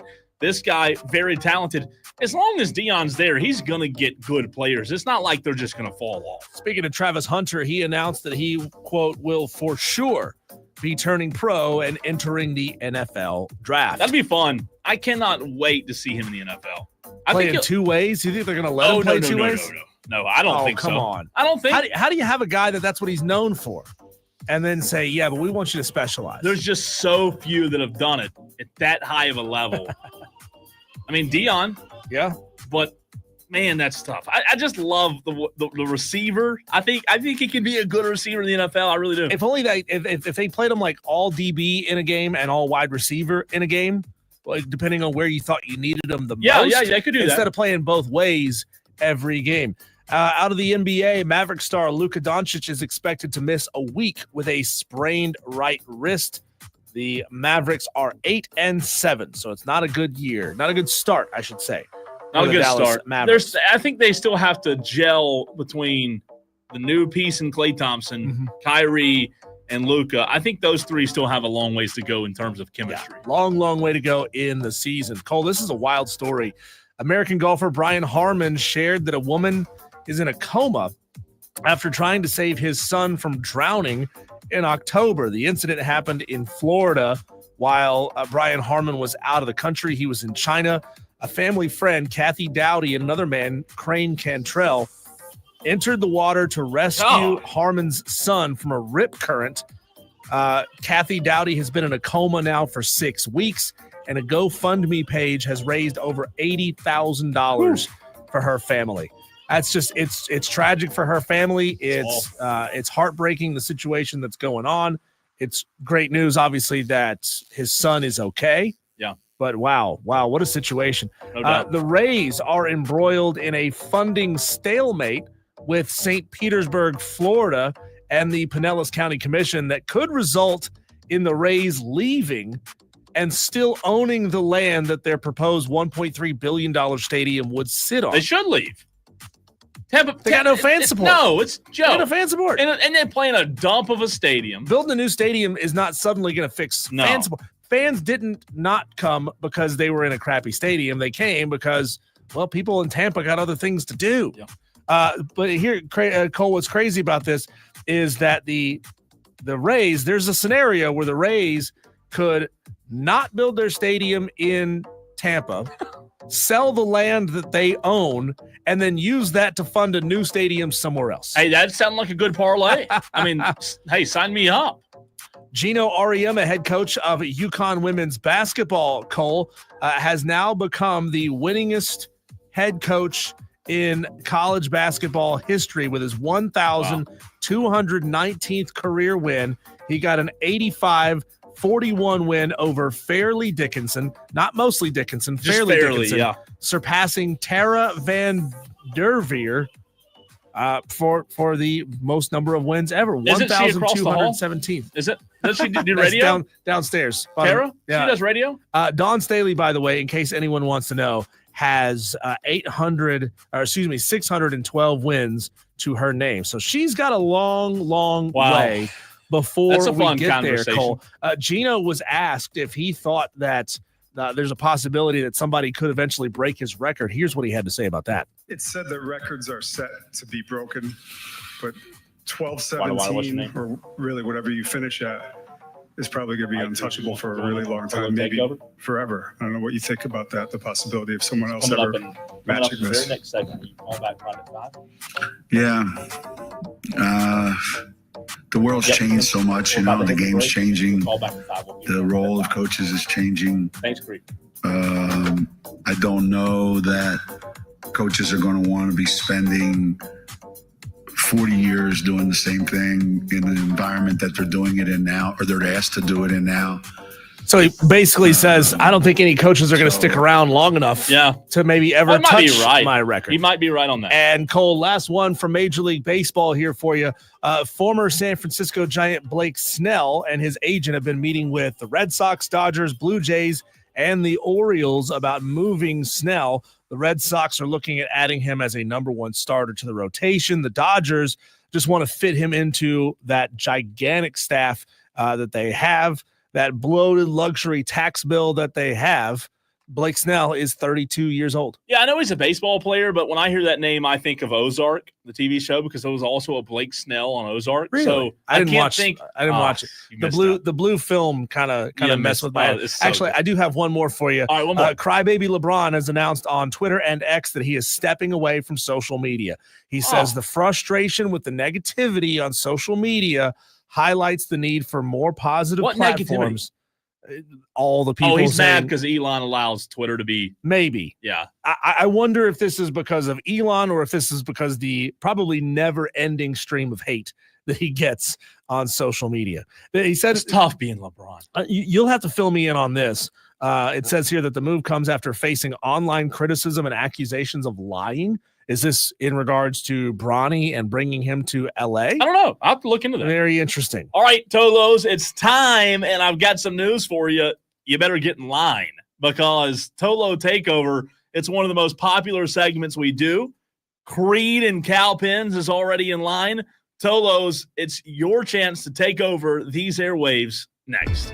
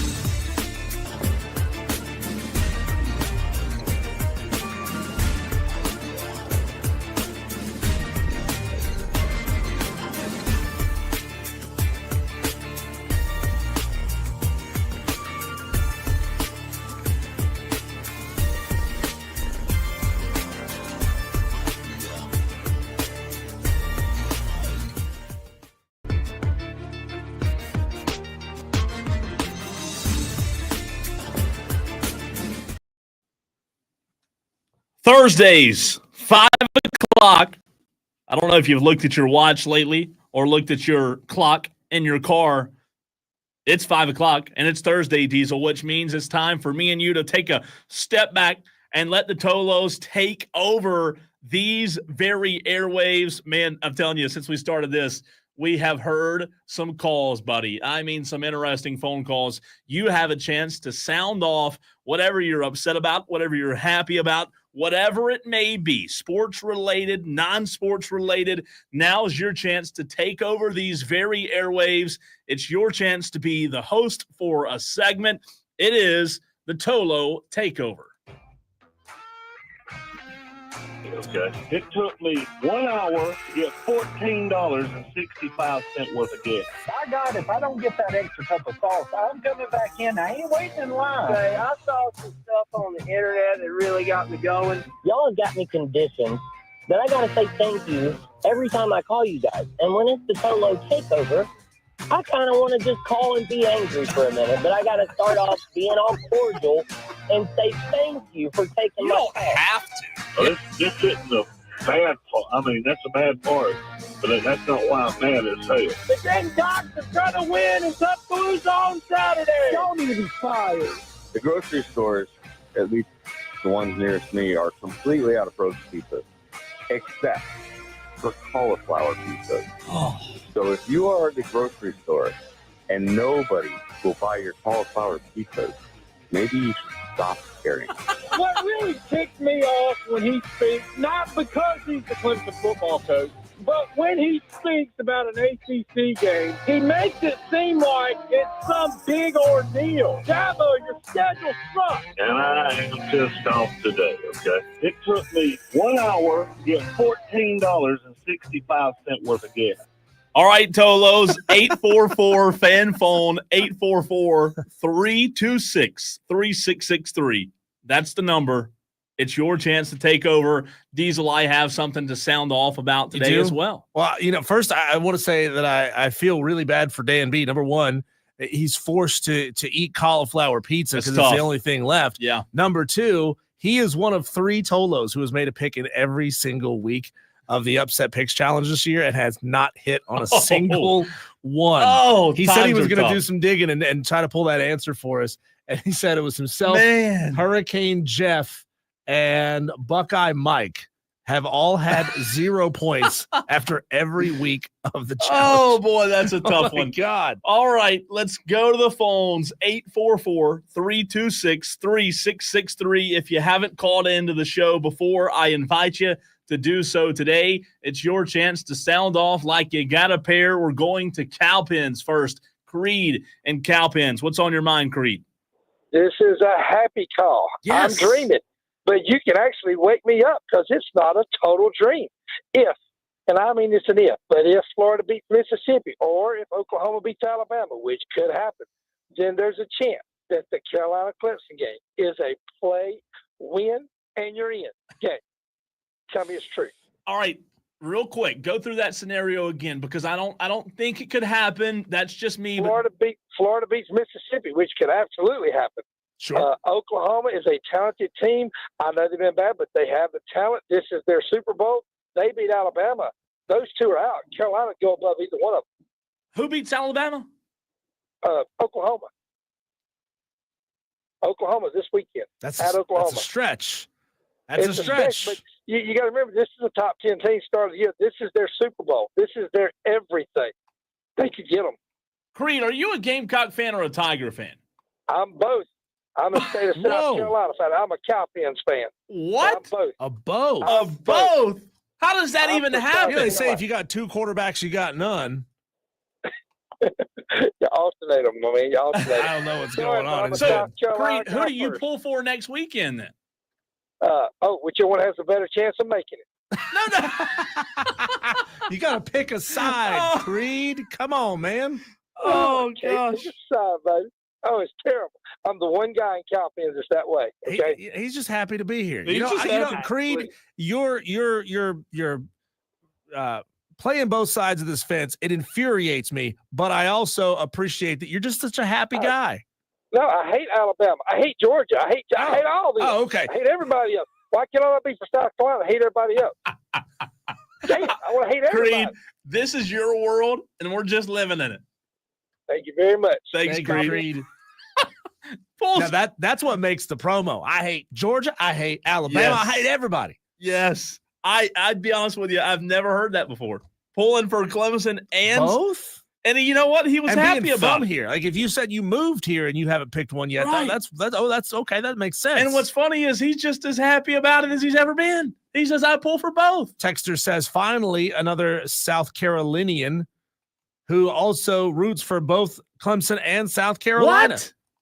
Texter, are you saying you're the same way? No way. Are you a vocal minority or a non-vocal minority? No shot. We have two for both. All right, we've got to do a poll now. We've got to poll the audience right now. Can't believe I'm saying this. There are people out there that pull for both. I've never heard that. Never heard that. So if you are, there's two in a span of 2 minutes. I'm shocked. Color me surprised, Diesel, because I didn't know those people were out there existed. 844-FAN-PHONE. That's 844-326-3663. I'll get to mine. I think Tom still hadn't changed the time, the clock in his car, because that one doesn't change automatically for you. Oh, we need Tom to wake up, realize it's 5 o'clock. Daylight savings hasn't hit yet in Somerville. Oh, is that so?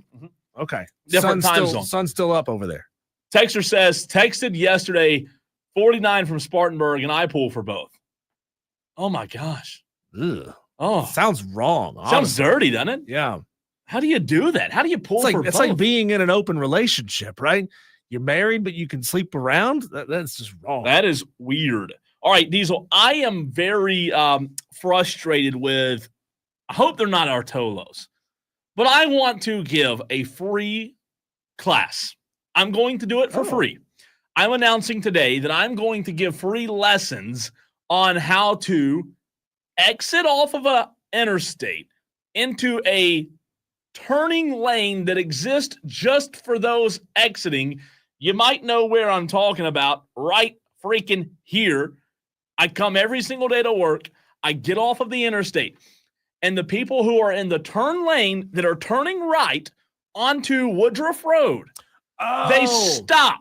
I know the kind of road you're talking about. They stop because they think they have to wait to get over in the left lane. Right. But that lane keeps going. The ones, okay, so here's a prime example of the road, the type of exit you're talking about. You're talking about the road like when you get off of 85 South onto 153 in Powdersville, and there's a sign that says, keep moving, change lanes later. Keep freaking moving. But here on Woodruff Road, now, here's the problem with that, Cole, is where we're talking about in Powdersville, you got a long distance before there's anything there. Like there's an old service station that I don't think there's anything there anymore in Piedmont or in Powdersville. But here on Woodruff Road, you got like 50 yards until the first right turn into this Fuddruckers Mongolian grill place over here. It's still long enough that you don't have to stop. Yeah. I don't want you stopping. I roll through. Oh, and I don't even look. I'm so bad. I don't even look left. And I know you should, but I don't even look left. When I get off of that, I do that every day.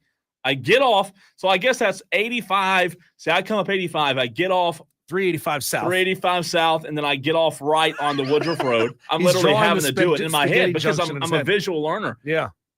I get off right, and that lane's backed up all the way down the exit ramp, Diesel, because people they're turning right and they're stopping.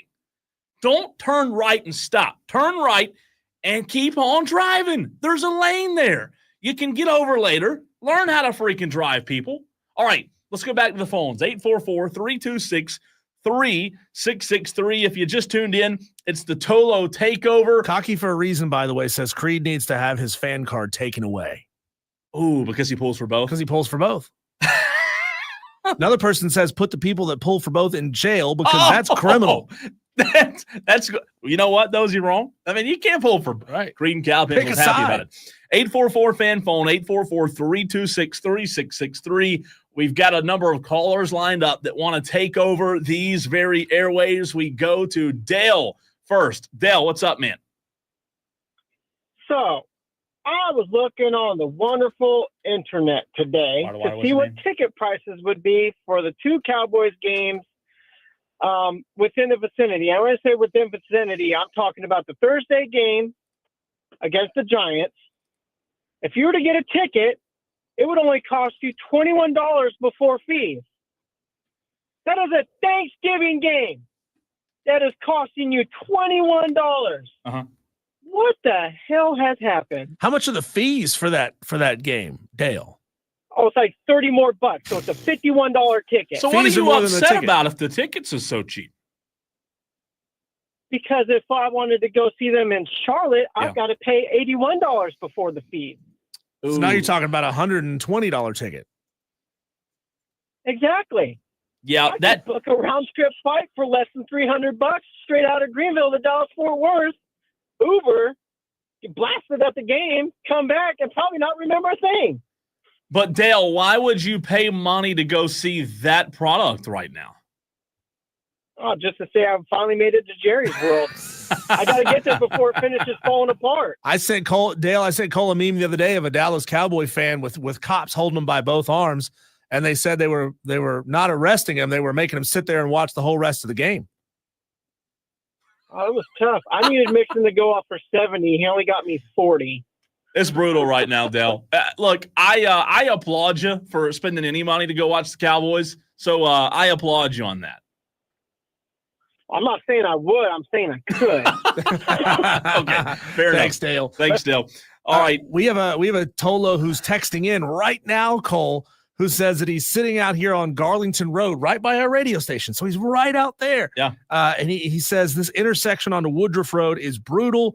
I sit here terrible. for 2 lights because people just sit in the intersection. It's awful. You know what, Cole? I was Karen once, and I called and emailed the 3 different police departments that have jurisdiction over that intersection right there. Yeah. Because it's Greenville City, Greenville County, and Malden PD, because that intersection sits right there on the line between 3 different and depending on what side of the road you are on, it depends on what jurisdiction you're in. And I had to call all 3 of them and got spun around and around and around to say, hey, you got to come out here and retime these lights because these lights suck. I truly and Cole, I kept suggesting every time I bring this up, people always get mad at me. Uh-huh. And you know, we have a big problem of people running red lights, sitting in intersections, etc. And people say, no. We don't want red light cameras in South Carolina. We don't want that. But what you get is what happens out there and what happens in every intersection, people blowing through red lights because y'all won't call your damn congressman and say, hey, have your local police departments enforce the law. You don't have to have more uniformed officers to enforce that. Just put up a camera and let people know you do this, you're going to get a $100 ticket in your mailbox. I've been to a lot of intersections in the upstate and in the state. I think that intersection is the worst in Greenville. It's awful. I really do. I really believe that. It's because you got way too many businesses right here in one spot, and they all go to one intersection. Today, if you're trying to get from this side of the road on Garlington across Woodruff over to the other side where that gas station is, you have to turn right and then do an illegal U-turn and then pull into the gas station and then get back to get back across. You have to turn right out of the gas station, do another U-turn to get back in line to get your red light and then go across Woodruff. It's terrible. That is the worst intersection. Brian Pettit said, Diesel, call Greenville Cares tomorrow. That's what I did. I think I was there today for 10 minutes today. That's who I eventually had to call to get that taken care of. It's bad, man. And they came out and they put up cameras to study the traffic patterns. And at least for me, the time that I come here around 1 o'clock every day, 1:30, it's improved because they've reorganized the lights to alleviate the issue that I face at my time, but that doesn't affect everybody else. It's so bad. Maybe I selfishly fixed it for myself and screwed somebody else over, but hey, it is what it is. All right, let's go back to the phones. 844-FAN-PHONE, 844-326-3663. You're in the midst of the Tolo takeover. Tom in Somerville heard you, Diesel. Tom, what's on your mind, buddy? I was having myself a great day, and then all of a sudden I hear somebody says they pull for both schools in this state. Oh. I do not know how anybody in their right mind can say they pull for both schools in this state. Are those the kind of people that keep therapists in business? Like, how in the world can you sit there and say you pull for both teams? I will never understand it. I know you guys have talked to a lot of people on the radio over the years, and you talk to a lot of sports fans. And to me, that has to be the biggest mystery in all of sports, is how you can pull for two teams that are rivals. But Tom, rumor has it that you used to pull for Clemson. Not this time. Not this time. Hey, and I'll say this though: if you have one of those pieces of paper that costs $100,000 on the wall with your name on it with both schools, that I can understand because you went to both schools. But even then, those people, most of them, they don't pull for both schools. Most of them have one they pull for, and the other one they don't really care about. So I don't know where the last caller went to school, but I do not understand it. It drives me crazy when people sit there and say they pull for Carolina and Clemson. Either you pull for one, you pull for the other, or you don't really care at all. That's my opinion on that. Tom in Somerville, you're fantastic. As always. Hey, Tom. Oh, he hung up. Thanks, Tom. 844-326-3663. Your last chance. We're running out of time. I just wish Diesel Tom was a little more passionate. That's all. A little more passionate. A little more excitement. We got some picks to get to. JD says he'll take Northwestern +10 over Michigan. Dan B rolling with me. UConn +10.5 over Syracuse. Joe D taking Pitt over Louisville, as is Shane Barrett. And Philip Johnson wants Temple +16.5 points. Cole Texter wants to know who was my team before I started pulling for App State. That's an interesting question, Texter, who didn't put your name on your text, by the way. I was born and raised a Clemson fan because my grandfather played football at Clemson in the 40s. So he used to bring me down to Clemson games all the time when I was just a little bitty kid, right? So I grew up a Clemson fan, but as soon as I enrolled at App State, I put all that behind me, and I dove headfirst into being a Mountaineer. Texter says, I drive route in Greenville, and Woodruff Road is the worst road in Greenville. I think it is. From Bobby. I really name a word. Haywood's bad. It's true. But I think, and I live in Spartanburg, so I hate having the problem is, Cole, there's no good ways to travel parallel to Woodruff Road. Now they have that parallel parkway on the far end of Woodruff Road that's up there closer to Costco, that area, but they need one on both sides of that thing, right? You got to be able to alleviate and get traffic off Woodruff Road. So the only time you have to be on Woodruff Road is when you're crossing Woodruff Road to get where it is you need to go. Hey, I'll tell you what's worse than that is if you are like me and daily, twice a day, you have to deal with Woodruff Road plus Pelham on 85 that always is stopped. It doesn't matter if there's a wreck or not. It's always stopped. And you got to deal with 85, which sucks at 7 o'clock every day. I'm telling you. And let me guess, when you get off on, what is it, Highway 9? There in Boiling Springs, it's probably awful up there too. It's great. It's like you might as well sit here at work for another hour. It's awful. Or you're going to be sitting in your car burning gas for an hour. It takes some days. It does take a long. I mean, there have been many days it's 8 o'clock, 8:30. I mean, it's bad, man. Pelham's the worst. I think Woodruff, I come to expect it, but I still to this day don't know why that strip at Pelham on 85 bogs down. I don't know if it's the traffic entering from Pelham Road or what it is. No wrecks, no cops, no dead deer, nothing. Every day, doesn't matter what time, it's going to slow down for at least 10 minutes. Well, the geniuses who built that spaghetti junction, they dump every bit of traffic from 385 onto Woodruff Road right here, over by the radio station. It used to split to 2 different locations. Now it's all down to 1 location, and they've ruined it. They've made it so much worse. Texter says, this comes from Corn Chip. Says, my wife got one of those tickets in at 0.3 seconds after the red light down in Florida. Well, Corn Chip, the law is the law, my friend. You know, there ain't no orange street light in last time I checked. Red is red, yellow is yellow. You're supposed to slow down before the light turns red, not punch it to blow through it. All right, got time for one more on the Tolo takeover. Then we have to run. We're up against it real quick. We're going to go to one more caller. Johnny, what's on your mind? Yeah, y'all boys want to talk about traffic. Come on down here to Somerville where me and Tom are. Tom almost died. Almost watched him get rear-ended. Pulling into an apartment complex is awful. People block the intersection all the time coming home from 5 o'clock traffic. Almost wonder if it's a game that they try to do just to make me mad. It's awful. I'm telling you. Hey, caller, what's your name again? Because you sound an awful lot like Tom. Are you related to Tom? Johnny and Tommy. Do y'all share a last name? Do you share a father? What's going on? Because you sound the same. You're aggravated by the same things. I tell you, it starts with an S. That's the closest I'm giving you. Brother Johnny from S. another mother. How about that? Oh, yeah. Yeah. But anyways, South Carolina by 1 million in a couple weeks. Lenore Seller's going to have a record game. I don't think Clemson fans are prepared of what's going to happen.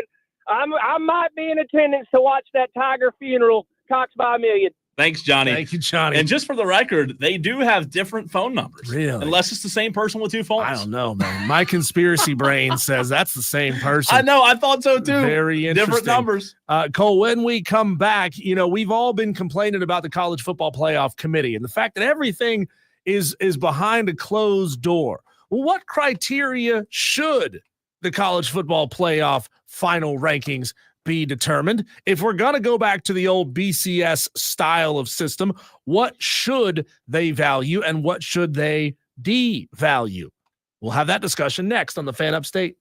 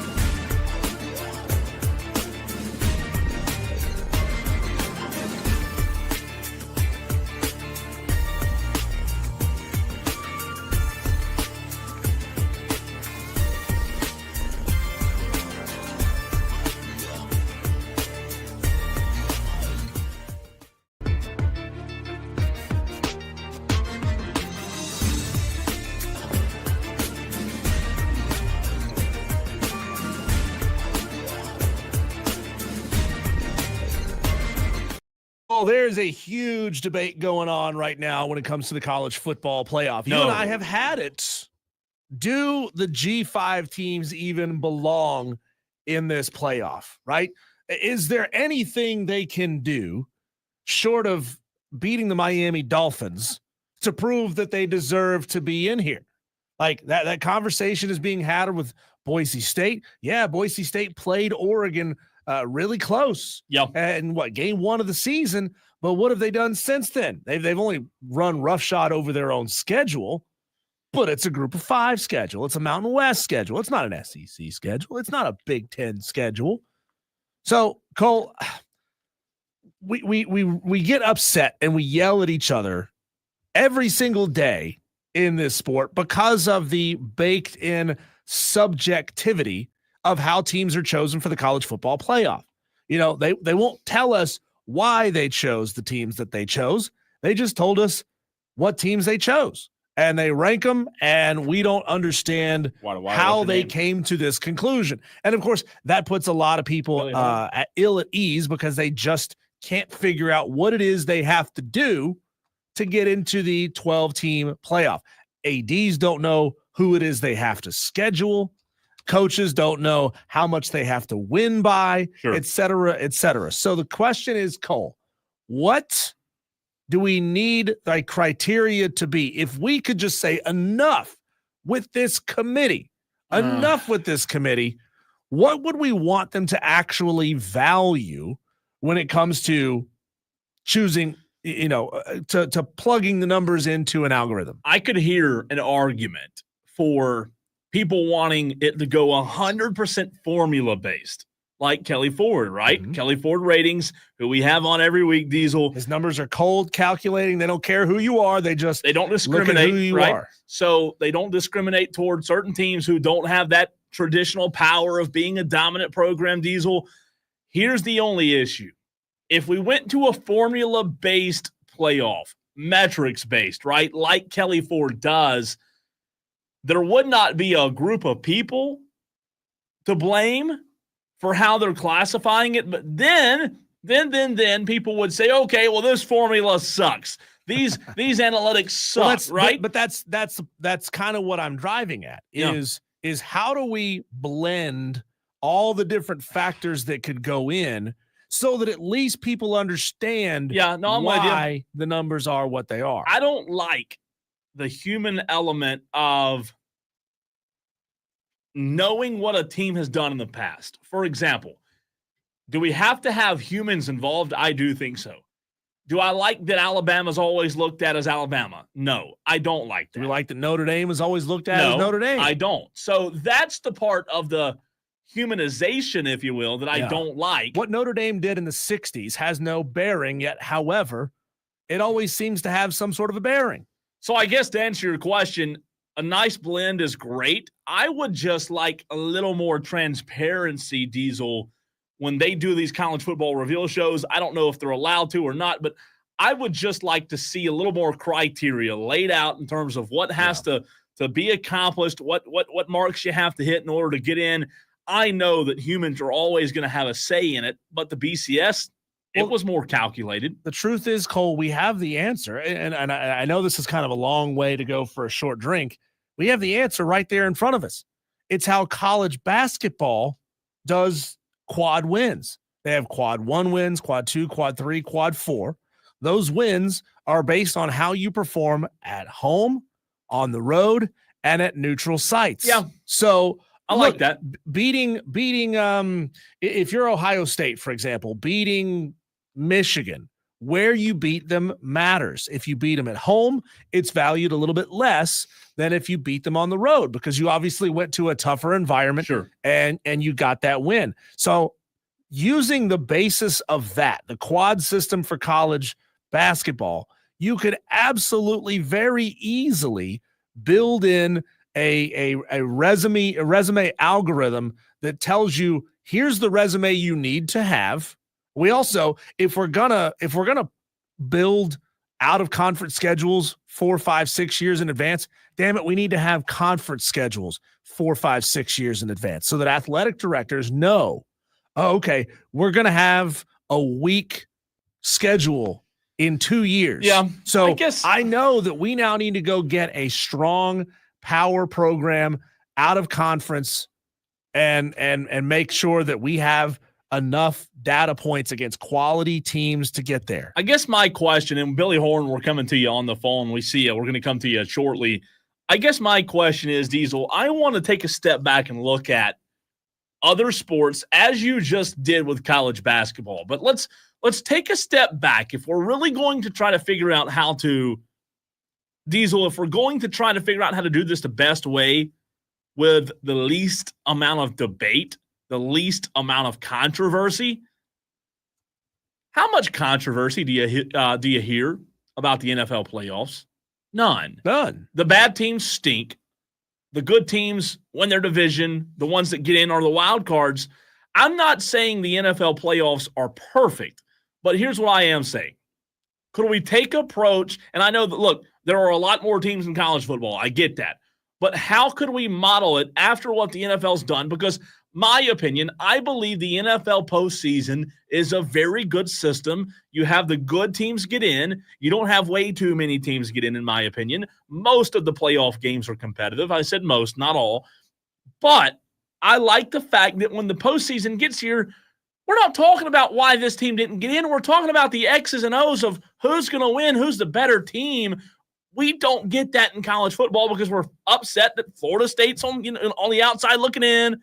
Ole Miss, whoever it'll be this year. I wish when the playoffs got here in college football, I wish we could talk about the actual games, Diesel, and not have to talk about who deserves to be there. Let's talk about football. And look, I want there to be a system, Cole, where if you play a weak schedule and you absolutely demolish them week in and week out, I'm talking 50-10 type of games week in and week out. Well, clearly you're a good football team because you're able to do it on a consistent basis. Even if you're playing weaker teams, you're able to hold serve and beat them down week in and week out, right? Yeah. It should absolutely penalize you for only beating weak teams by 7 points, but it should gas you up for beating weak teams by 40 points. Yeah. Imagine if Miami had a defense. This is a prime example of that.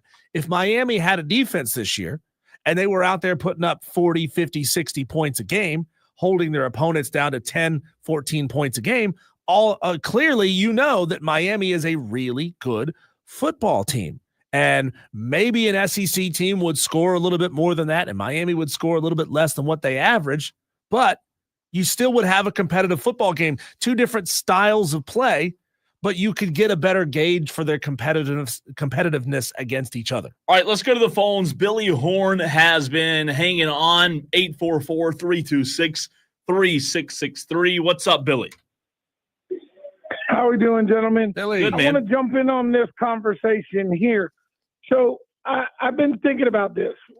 Now that we've gone to these giant conferences, we're literally going to have to get a winner of these giant conferences in a playoff system and then bring all these winners together and have an individual playoff if you want anything like an NFL type deal.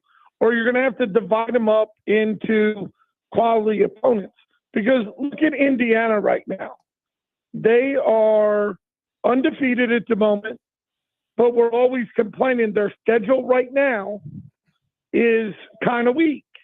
Mm-hmm. Considering they're, as Diesel said earlier, they're beating teams by 20 and 25 points a game. Yeah. Why are we're picking on Indiana because we're used to Indiana being horrible. You got a good point there. You know, how you perform relative to how the model thinks you should perform against a given team should matter. I agree. And that's where we got to get rid of this bias, like you said earlier, about Alabama is Alabama. Notre Dame has got it on the flip side here lately. They got blown out, what was that, in 2000 in their playoff appearance by 45. Yeah. And now nobody wants to put Notre Dame in the thing. Look at this Notre Dame team this year. They're a good quality football team. They should get in the playoff. Yeah. And to your point, Billy, you know, you can't you can't gas up a program because they were good 20 years ago and give them the benefit of the doubt for it. But you also can't hold it against this team that a team 10 years ago got blown out in a playoff game that you don't think they should have been in, because this team is not that team. And Billy, the only thing I would say is I'm with you. I agree with you. I just hate the fact that we're having to talk about it so much, even after the postseason arrives and the teams are announced. And here's my point, going back to what you said with the biases. Do we talk about biases when the playoffs get here in college basketball? No. Same teams, same programs. We don't have this conversation. I know you can't allow 64 college football teams in, but that goes to prove expansion's coming. And Billy, you brought up a very good point there about these conferences getting too damn big.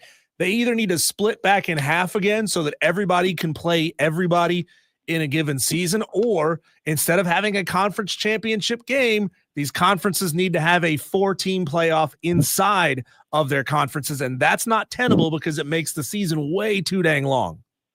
I agree, but the good thing about basketball is when we get to college basketball season, we want to root for the underdog. Here in college football, we don't get the underdog. Right. And last thing I'll tell you, gentlemen, and I'll let you go, I got Stanford plus 14.5 this weekend. Y'all have a great one. Love it. Thanks, this was Billy. a good argument, fellas. Thank you, Appreciate Billy. you, man. Yeah, he brings up a good point there. In college basketball, the culture is to root for the underdog. Yeah. In college football, the culture is to exclude the underdog. Texter says NFL playoffs versus college playoffs are objective, parentheses NFL, versus subjective, parentheses college football, until we fix the committee issues or go to a single conference. We'll continue to have these arguments. Why would you want a single conference when you don't play but a small percentage of the teams that are in your conference? Yeah. Right. So, I mean, even the NFL has divisions. The terminology is different. The word for it is different, but it's the same thing. An NFL division is 4 teams. It's the same thing as a college football conference. How you perform inside of your conference in college is the same thing as how you perform inside of your division in the NFL. That's why I knew the day we went to a 4-team playoff, it was never going to stay 4 teams. It was always going to expand. You can't go back, and there's no going back. You'll never go back on BCS or whatever it may be. We need to eliminate conference championship games because they don't matter anymore. They only matter to make the conference money, and God, we need to expand this thing to 16. Yeah, it's coming. It's coming. Diesel, let's keep the conversation on college football, though, and look at the rankings. Oh, I'm sorry. I don't know what this idiot's talking about. I have a later segment at 6:20 that will keep it on college football. We're actually going to, as I look at the rundown, we're actually going to take it to the NFL, to one of your favorite players, one of your favorite, not Caleb Williams. We ask a question. When it comes to Aaron Rodgers, we know that somebody else has been fired. That was in our Daily Wires yesterday. And Diesel, we asked the question on the other side, is this it? Is 2024 the final chapter of us having to deal with Aaron Rodgers? That's next.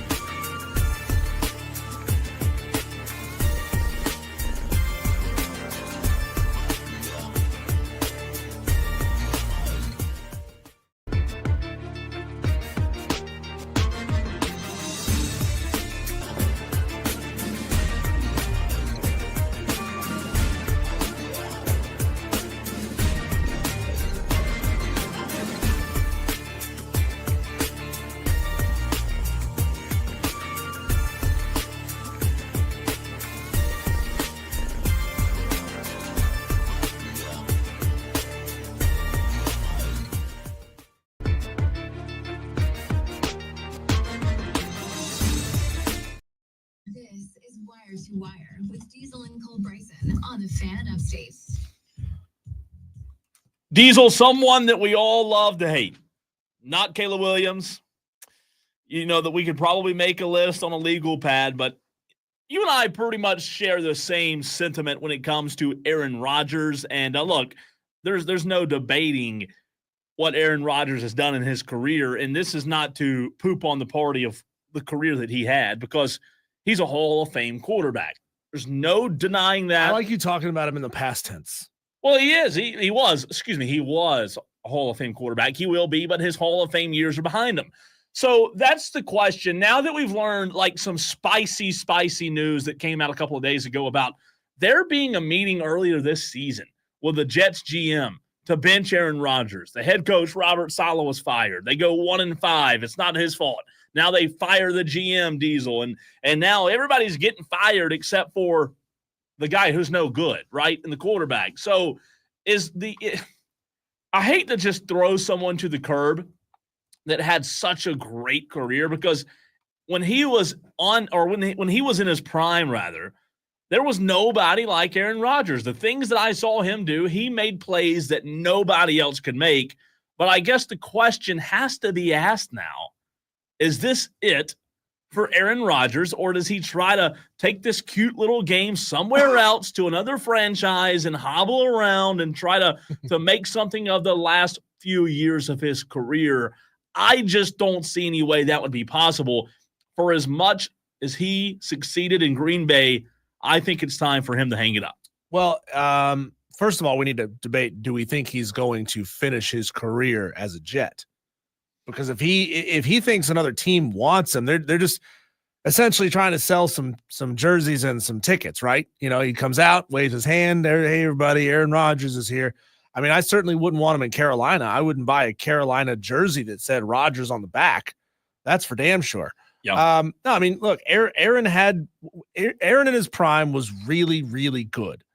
Aaron in his prime also basically kept his mouth shut and sort of stayed out of the limelight. And maybe Aaron in a small market is the best possible thing for him. We've said that about many players over the years. Man, this guy, his ego, he goes to a big market, they're going to eat him alive. Or if he stayed in a small market, he could kind of quietly do his thing and have a great career. Yeah.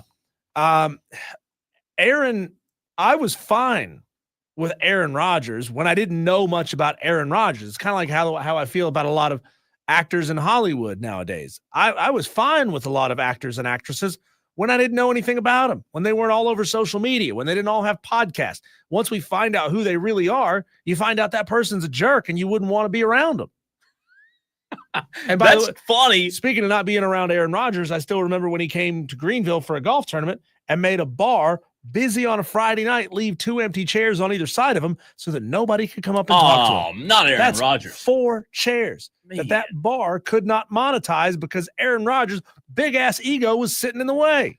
I mean, look, you're talking about a guy, and I understand your point. There are a lot of people like that when they find out who a person is truly, you know, whether it be an actor or an actress or a sports figure, you know, they don't like him. I'll give you a good example.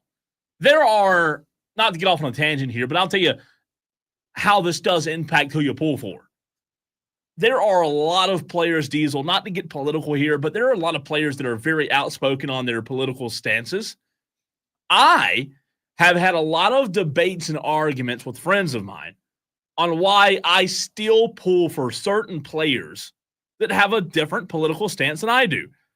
We've had that conversation. We know that exists. We know that people, when it comes to politics, think that the politics should be the end all be all. I've had the conversation so many times of why I still pull for player X, because player X doesn't share the same views that I view. Well, it's okay in my mind, and tell me if you disagree here. I think it's okay to compartmentalize the player that I pull for on the field or on the court versus the player off the field, off the court, right? Yeah, it's the old saying, separating the art from the artist. And I liked Aaron Rodgers in Green Bay. I did. Aaron Rodgers off the field just annoys me. It's not necessarily that I agree or disagree with him on certain viewpoints. Yeah. It's just that he's annoying. Because he talks out of his ass. Right. He says, "Oh, it's all about the team. What can I do for the team? How can I help the team?" But then his actions make it about him. But why all of a sudden though? It's like maybe you said it. Maybe it's the market that he goes to in New York, the back end of his career. He has nothing to lose, right? It wasn't like this through the majority of his career. I mean, from 2005 when he arrived in Green Bay to 2021, 2019 prior to COVID, everybody liked Aaron Rodgers. Really, they did. Yeah. They respected him.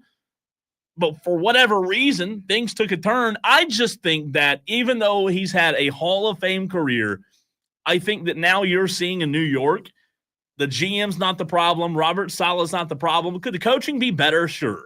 Could the GM be better? Sure. But I don't think the problem is anything other than Aaron Rodgers he doesn't have it anymore, in my opinion. And that's why I think he needs to hang it up. So if Aaron Rodgers retires after this season, in 2029, his first opportunity, is Aaron Rodgers a first ballot Hall of Famer? Yeah. I don't think so. I think his ego and the way he carried himself over the past couple of years costs him 1 year. He'll get in. It won't take long. No, it won't. But I don't think it'll be the very first one. That's just my thoughts. When we come back, Cole, from the very first one, the conversation about Aaron, to the very last time, we will have Clay Hendrix, head coach of the Furman Paladins, on with us this season. They're coming off a big win against ETSU last week. They got a tough opponent this week. We'll talk about that. Furman Paladin football with Coach Hendrix next.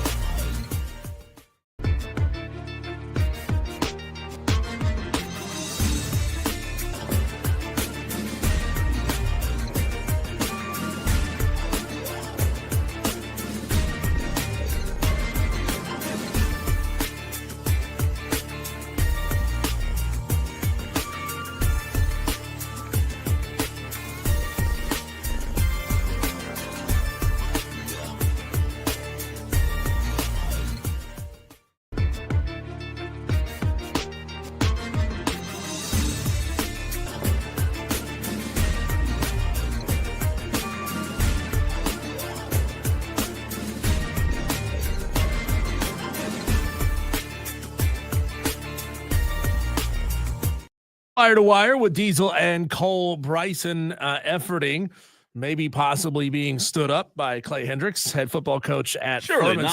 So we're gonna stand us up. He's coming off a win, by the way, a 3-point road win at East Tennessee State last week. Good job by the Furman Paladins. They're playing the Mercer Bears this weekend, who are 9-2. Hopefully they can get the second straight win in a row to end this thing on a positive He probably note. saw us calling and said, look, I don't have time. I just don't have time for these guys. I mean, every single week they're driving me nuts, wanting to talk Furman. I don't have time for them. Well, Cole, we're hopefully going to be able to get Coach on, but because we are struggling to bring Coach on today, let's go back and replay our conversation from earlier in the show today.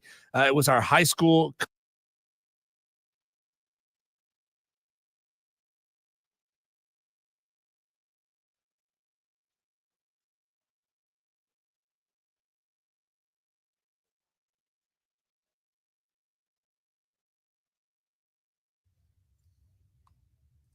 Every Thursday, right here on Wire to Wire, we do our high school coaches spotlight, where we go around the upstate: Spartanburg, Greenville, Anderson, Easley, Liberty. You name it. We go there and bring on a different high school coach. It's the high school coaches spotlight. And this week, we are keeping it local once again as we bring on Gray Ramsey, the head football coach of MVP, Mountain View Prep. Coach, how are you, man? Good. I'm doing well. How are you guys? Doing fantastic. Appreciate you hopping on with us. Talk about, I just want to you to catch your breath for a second, Coach, and step back, take a look back at the first inaugural season, if you will, of MVP football, and just take a breath and look back on what has been a very historic season for you guys at Mountain View Prep. Have you had a chance to do that yet, or are you just focused on the next game? Yeah, I think it's been at times it feels like a whirlwind. You know, you're kind of in the midst of this playoff run, so you know you always have a chance to. I think we pause and reflect every week to try to figure out what we need to do a better job of as we're continuing on in our season. I think, but from an overall perspective, I don't know necessarily if it's hit me enough yet to look back at some of the things that we've been able to accomplish. It's just been so fast. You know, we got our limited time. We obviously got together towards the end of the summer, and you know, we got a brief fall period together, fall camp, and then we've hit the ground running. So I've just been really proud of our staff and really proud of our guys and our players for all the hard work they put in. I don't necessarily know if we thought we would have this type of success this early, but it's been a great ride for us so far, and it's been fun to see the adjustments and the growth from everybody that's been involved in this process. You know, just starting a school in general has been really tough, and a lot of challenges that have been put forth, but we've done a good job, and we continue to have some success on Friday nights, and just really grateful for the opportunity that we have here. Coach, didn't know you'd have this type of success. You know, I'm no mathematician here, and I'm kind of doing this in my head on the fly, but I think you've had exactly one game that has been within 21 points as the final score. I know you won a couple of games by exactly 21, but only one game, that was the game at Chapman, where you won by fewer than 21 points. What game would you say, and coaches will probably answer this question in a myriad of different ways, that you're most proud of, and why?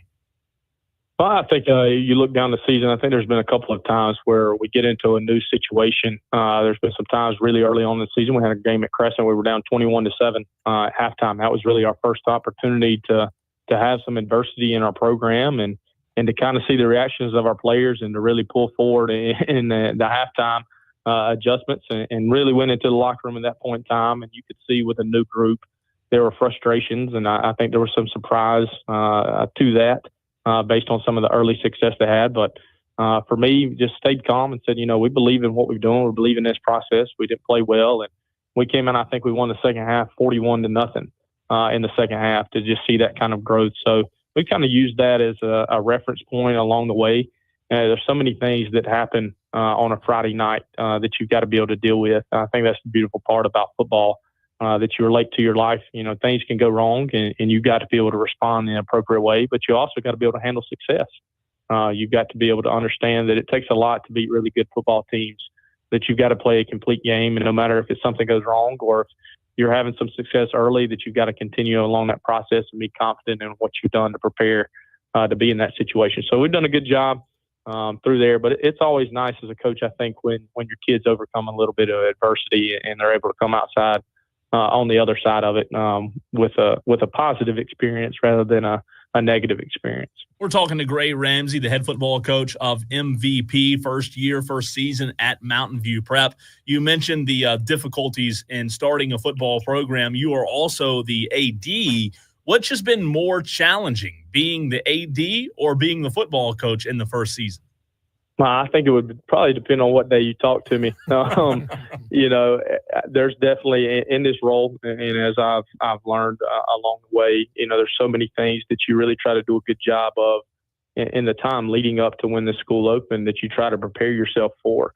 You try to put protocols into place. You try to make sure that your organization on both sides, either through the athletic department or through our football team, that you're really detailed and dialed into what you want to do. But still to this day, in November, the middle of November, something happens on a daily basis here that you just didn't think about, or that you've got to make an adjustment and fly along. So I think both roles have been equally challenging at times. I've really enjoyed both. I'm a sports fan, but it's been fun for me to see the success that we've had in some of our other fall sports teams and be around and be an advocate for them and to also, have that relational part with the other head coaches. And then from a football coach standpoint, and being a head coach in this role, I think that goes without saying how difficult it is to start in a program in general, even if you were taking over at a school and trying to build and bring in your own ideas. You couple that with us having a brand new school and the things that we're doing, limited space, limited resources, limited staff. We're a really small school. We're playing in the 3A classification, but our enrollment's around 450 students. So every day that we come here, it's a challenge, but it's been fun. I think that's what makes every day exciting. It brings a challenge to me in this office to try to find a way to best put our kids in a position to be successful.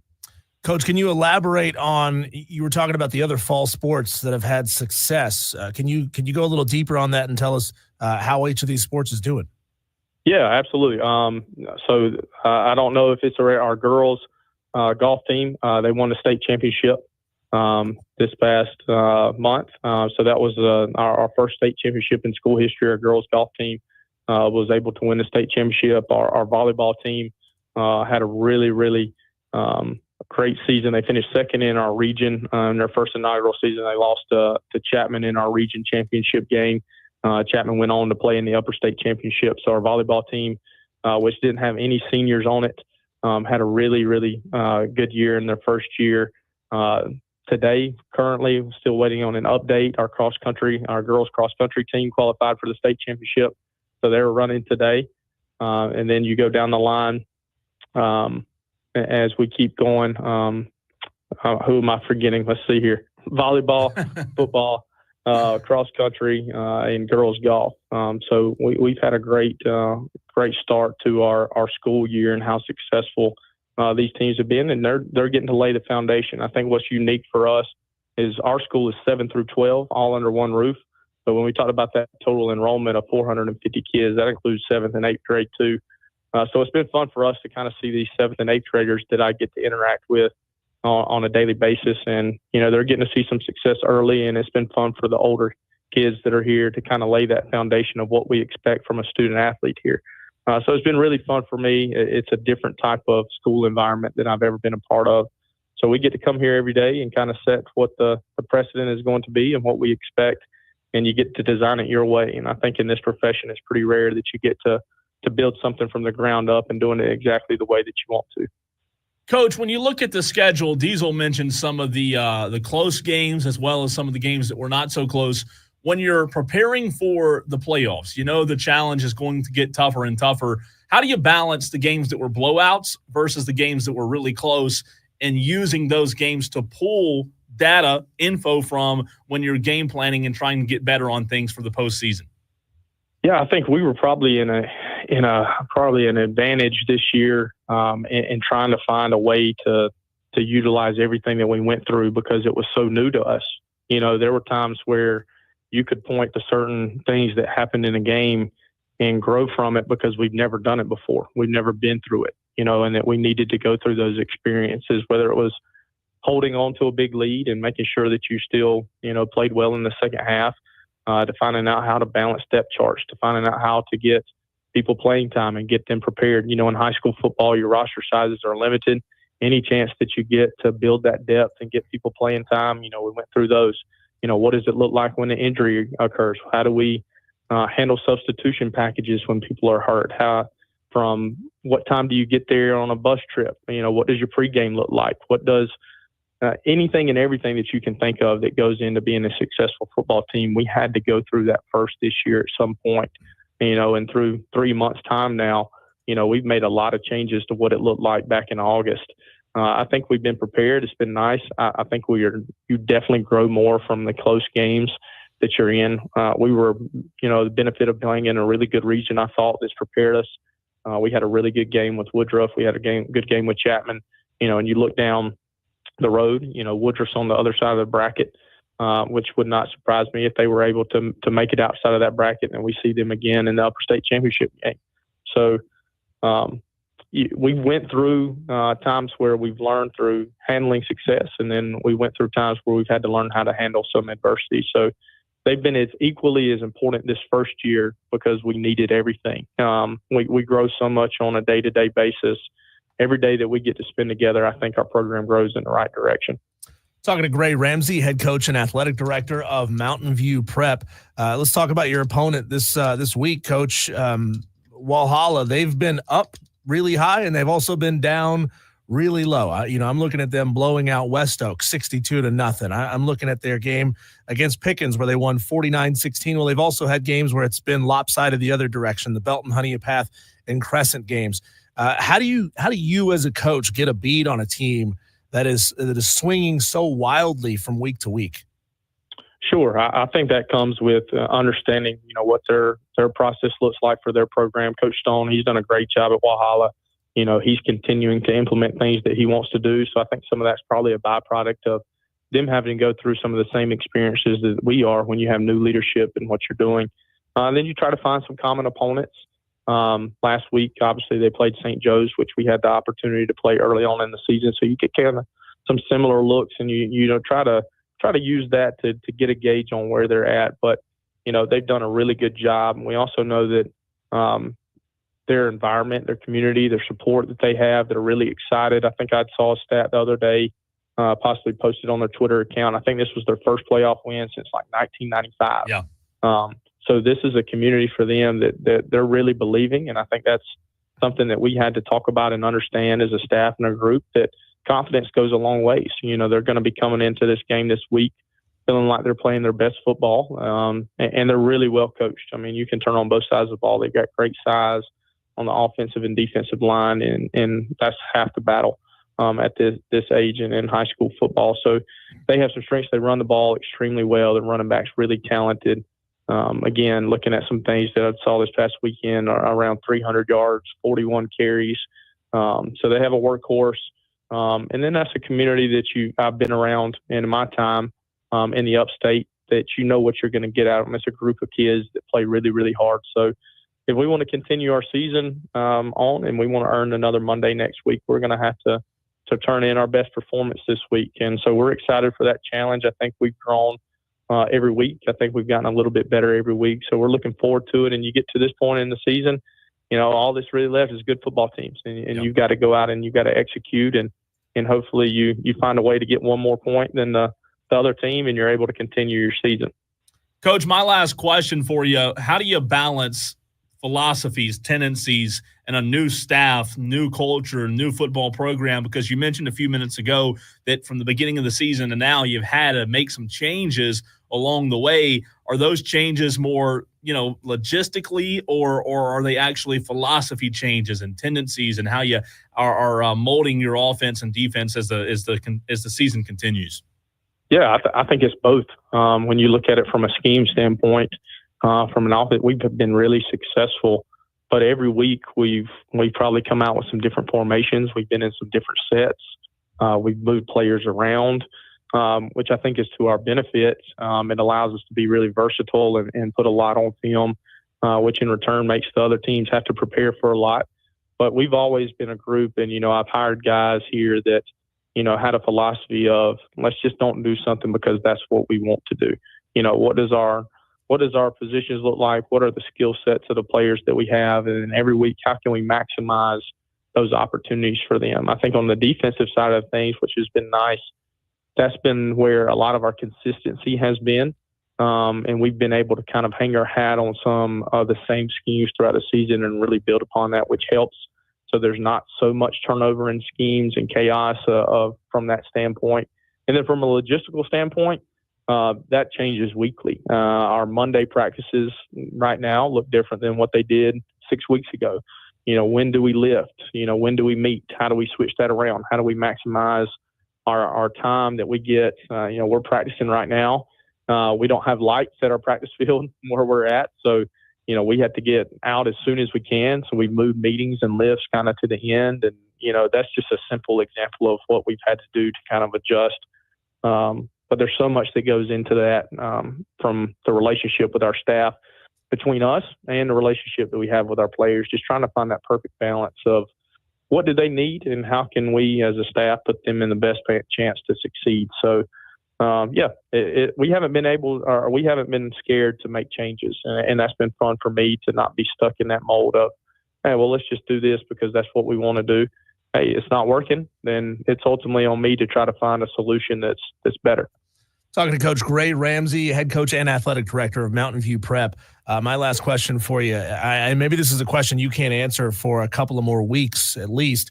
What kind of opportunities are you seeking out in the future for those big-time out-of-state matches? I know that Burns up there in Spartanburg County has been a part of a lot of those great matchups where they'll travel to other states to play big teams from other states as well. Is that something you want for Mountain View Prep in the future? Yeah, absolutely. I think, when I took this job, I think that, the opportunities here are endless. I hope as we grow and our enrollment grows, and if we're able to continue along that path of being successful, that we would love to play in those games. I've been very fortunate in my time in the past few years in Spartanburg to kind of play some of those out-of-state games. And it's a really great experience for our kids. And then I think they grow from playing great competition. So if we're blessed down the road to have those opportunities to go and play teams that are out of state, and that we can give our guys opportunities to travel and expose them to new places, I think that's what high school experiences should be about, is for us trying to find ways to give the best opportunities to our kids, to allow them to have fun and to grow our program. So, yeah, that would be nice down the road. I hope we get to that point. That would mean that we're really successful if you're given those opportunities. So that would be great for our school and great for our community that we have here to take advantage of those opportunities, and hopefully those come down the road. Coach, best of luck tomorrow night against Walhalla, and we appreciate your time as always. Yes, sir. Thank you guys for what you do for high school athletics and the exposure that you create. Really appreciate you guys. Hope you have a great day too.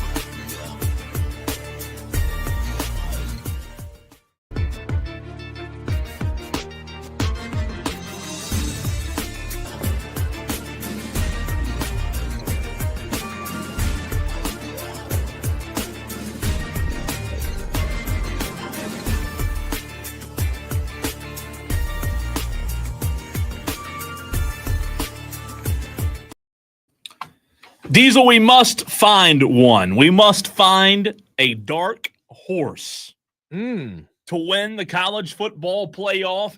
And by doing that, we have to obviously define what a dark horse is, right?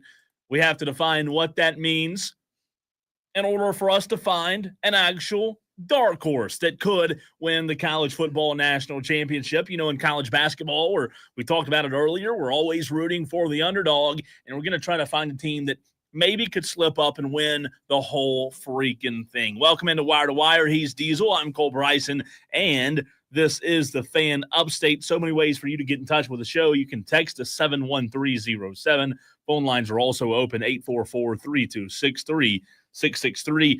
Diesel, obviously, dark horse could not be a Oregon, could not be an Ohio State, right? As we look at the college football playoff rankings, out of Texas. But after you get past the first obvious three, I don't know that you can necessarily consider Alabama a dark horse, right? They're still Alabama. But if you have to look at the other 5 to 6 teams who are in contention, I'll let you have the floor here first on which teams you might think could sneak up and win the whole freaking thing. Well, that's a good question. Dark horses. So to be a dark horse, you have to have a good offense and a good defense, but probably not be elite at either one. Obviously, you'll need a fair amount of luck and things the ball to bounce your way a couple of times. Cole, I think a good example of this, and I promise you, I'm not doing it to gas up one of our listeners. I think a good dark horse candidate could be the Miami Hurricanes. And the way that Miami has played bad defense all year long. But guess what? It's only bit them once. Okay. It's only bit them once. They've got Cam Ward. And if you've got Cam Ward on your team, you can score with just about anyone, right? So I think Miami is a good example. I mean, they are pretty far back. I mean, I'm not calling, a 40% chance or anything like that. They'd definitely be a dark horse. But I mean, compared to – look at the points they've put up. They put up 41 points on Florida, a team that's now surging. They put up 38 points on Virginia Tech, 39 on Cal, 52 on Louisville, a team that most people think is pretty good. They put up 53 points on Duke, who is pretty decent. Duke's 6-3 this year, by the way. Yeah. They they can put up points on decent defenses. And Cam Ward has more passing yards than anybody else in the country. Right. The problem is that they rarely hold any opponents with a pulse to less than about 30 points. So they're going to have to get into a track meet and outscore everyone. That's why I have them as a dark horse, though. I like that, actually. I do like the fact that when it's all said and done, Diesel, you do have to have a game changer at quarterback most times. You have to have someone who can be a difference maker. Let me put it that way at quarterback.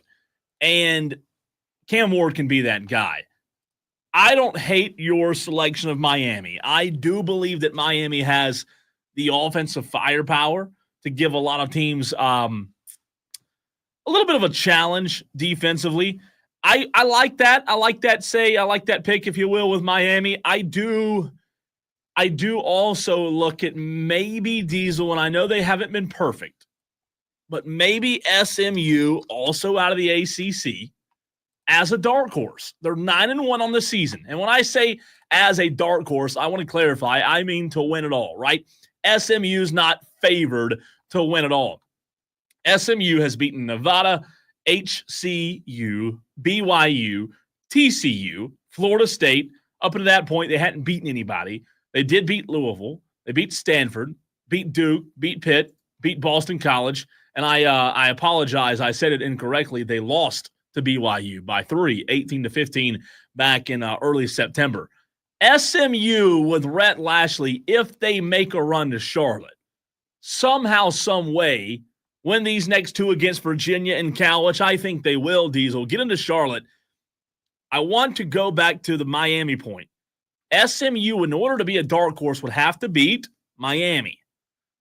If they could beat Miami, I think they have the defense to compete in the playoff and make a run. So I would like SMU's chances to maybe possibly somehow, some way make a run if they were to beat Miami and Charlotte. Cole, I noticed this today, and it hurt my brain to think about this. Have you considered the fact that Oregon, Texas, SMU, and Army are all in prime positions to win their respective conferences in their very first years in those conferences? And Wouldn't that be wild? BYU is only in their second season in the Big 12 and seems poised to win their conference, the Big 12. Like, chaos is out there. Yeah. Chaos is reigning supreme this year. I love it. I love it when somebody comes in at just the right time and is hitting on just the right cylinders and is able to take something over and make all these comfortable, good old boys in their individual conferences a little nervous. Diesel, you telling me the folks down in Tuscaloosa aren't nervous that Texas is trending right now? People thought Texas was going to have the kind of season that Oklahoma is having, and then Oklahoma season was going to be worse. Do you want to guess, according to FanDuel.com, FanDuel Sportsbook, who the number one favorite to win the national championship today is? I'm going to guess Oregon, despite the slip up at Wisconsin where they didn't look great. According to the FanDuel Sportsbook, don't tell me it's Ohio State. Plus 320, Ohio State is favored to win the national championship. They got a $21 million roster, so they do have a very expensive roster. They should be in contention, right? Oregon's right behind them at second at plus 440. I love these. I love these odds. Third, Georgia, plus 480. Makes sense. Plus 480 though, Diesel. If that's a good bet. Like, you're gonna get a really good return there.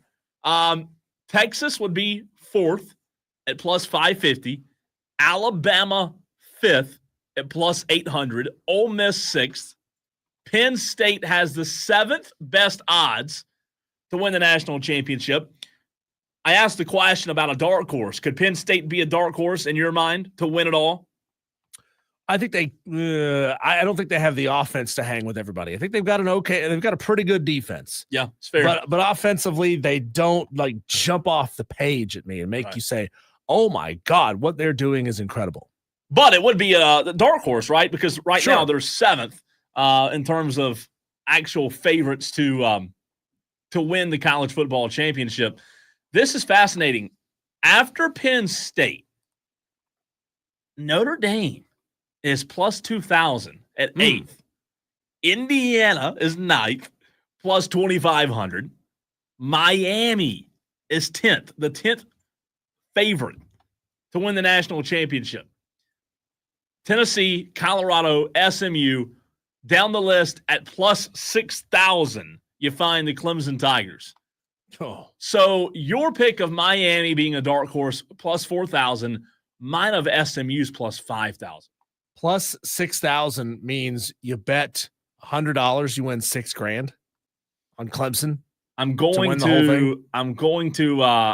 put it in. So I'm looking at FanDuel. I'm going to put it into not my sportsbook, another sportsbook. It's illegal in South Carolina. I'm going to put it into another sportsbook to see exactly what you would win. But that's fascinating. Okay, here's the national championship. Okay, here we go. Which one? Let's find. All right, Clemson's plus, according to this sports book, a different sports book from Vegas. That's out of state. Out of state, Sure. that I've never seen before. It popped up. It was an ad. Clemson plus 5,580. So Clemson plus 5,580 Diesel. If you put $100 on Clemson to win the national championship, it would return $5,580. Interesting. So a very little risk for a heavy return. 55.8 to 1 odds. That's correct. And who else was? Let's see. Texas, according to this book in Vegas, is plus 502.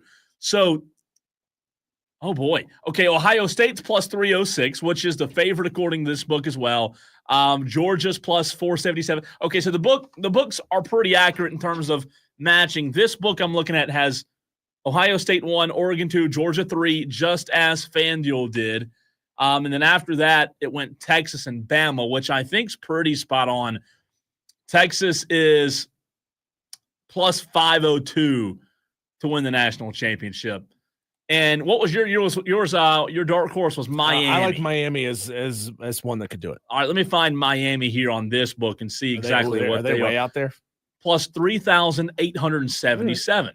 So let's say, for example, you only, Cole, I don't want to put a lot of money. Okay, let's put $20 on it. So if you put $20 on Miami to win the national championship, it would pay out $775. Wow. Why wouldn't you? Be a good little bet. Why wouldn't you? Just, put $10 on it or something, Put $10, sprinkle a little there, sprinkle a little here. SMU, my dark horse, Diesel, is plus 5,230. Interesting. Not much different from Clemson. If I put $20 on that, it would pay out $1,046. James Owens says South Carolina will be the 12th seed and will make it to the semifinals. Bet it now and get rich. I don't even know if my book has. Let's see. Let's see if they do. Let's see. South Carolina. It does. It does. You said Clemson was plus 5,800, 5,880. I think you said. Yes. Do you want to guess? Plus 9,000. South Carolina is plus 24,000. Wow. 400. Well, he said it. Bet it now and get rich. So if you put $100 on that, Diesel, it would pay out $24,400. $100 bill. If you didn't want to go that expensive, or $10, it's $2,000. Right. If you put, let's put a $20 bill on it, right? You put a 20 on it, it pays out $4,880 for South Carolina to win the national championship. Is that not crazy? Hey, a sucker and his money are quickly parted, right? All right. Now, one more question for you. Texter says Ole Miss as a dark horse. Where are you seeing Ole Miss's odds? Ole Miss? Yeah. Ole Miss, and is Ole Miss considered a dark? I guess they are, right? I mean, they're where are they ranked right now? They're ranked 9th. I would consider Ole Miss a dark horse. Ole Miss is plus 973 Diesel. They got the roster. Oh yeah, and a quarterback to do it. If you put $20 on Ole Miss, you'd win 194. So they're plus 973. I don't know, man. I guess I'm okay having Ole Miss on there. I asked you the dark horse question, though. If I gave you a $20 bill, or let's up it one more. If I gave you a $100 bill, and I said, Diesel, make the safest bet on national championship winner, $100. It's not your money. I gave it to you, but it has a good return. If you get it right, your $100 bill would go on who? I can only put it on one team. I can't split it up. One team. I'm putting my $100 on. I'm probably putting my $100 on Texas. Ooh. Probably putting my $100 on Texas. I don't hate it. I don't hate that. Texas is plus 502. So if you did that, if you were confident in the Longhorns, you put $100, you win 502, right? Yeah. I think that's $10 safe. $50. Yeah, I think that's a safe bet. I would put my $100. I'd still go on Ohio State. I'd still put it on Ohio State. I think Ohio State, Diesel, if they get a revenge game with Oregon, I think they'll get them. I think they'll get them this time around. Or is Dan Lanning just sitting there like Mr. Burns? Well, maybe he plotting is. Ways to bend the rules. Maybe he is because he's that good, right? Very interesting. By the way, we had a Tolo who messaged in earlier, about 20 minutes ago, and just said Indiana minus 12. Texter, Tolo, we need your name, okay? Need your name, dog. You've given us the game, well, half the game, and the spread. We need your name so that we can attribute it to you. So this is my last plea of the show. You got about 20 minutes left to text in your name, your game, and the spread for the Week 13 Wire-to-Wire Upset Picks Challenge brought to you by Ingles. When we come back, Cole, searching around what's trending out there on the internets, here's a post that's going to make you mad, but hey, maybe it won't, maybe it will. Chiefs appear to have overtaken the Cowboys as America's team. All right, we'll see you tomorrow for another edition of Wire to Wire. Right. So, no, who would be your nominees for America's team? That's next on the Fan Upstate.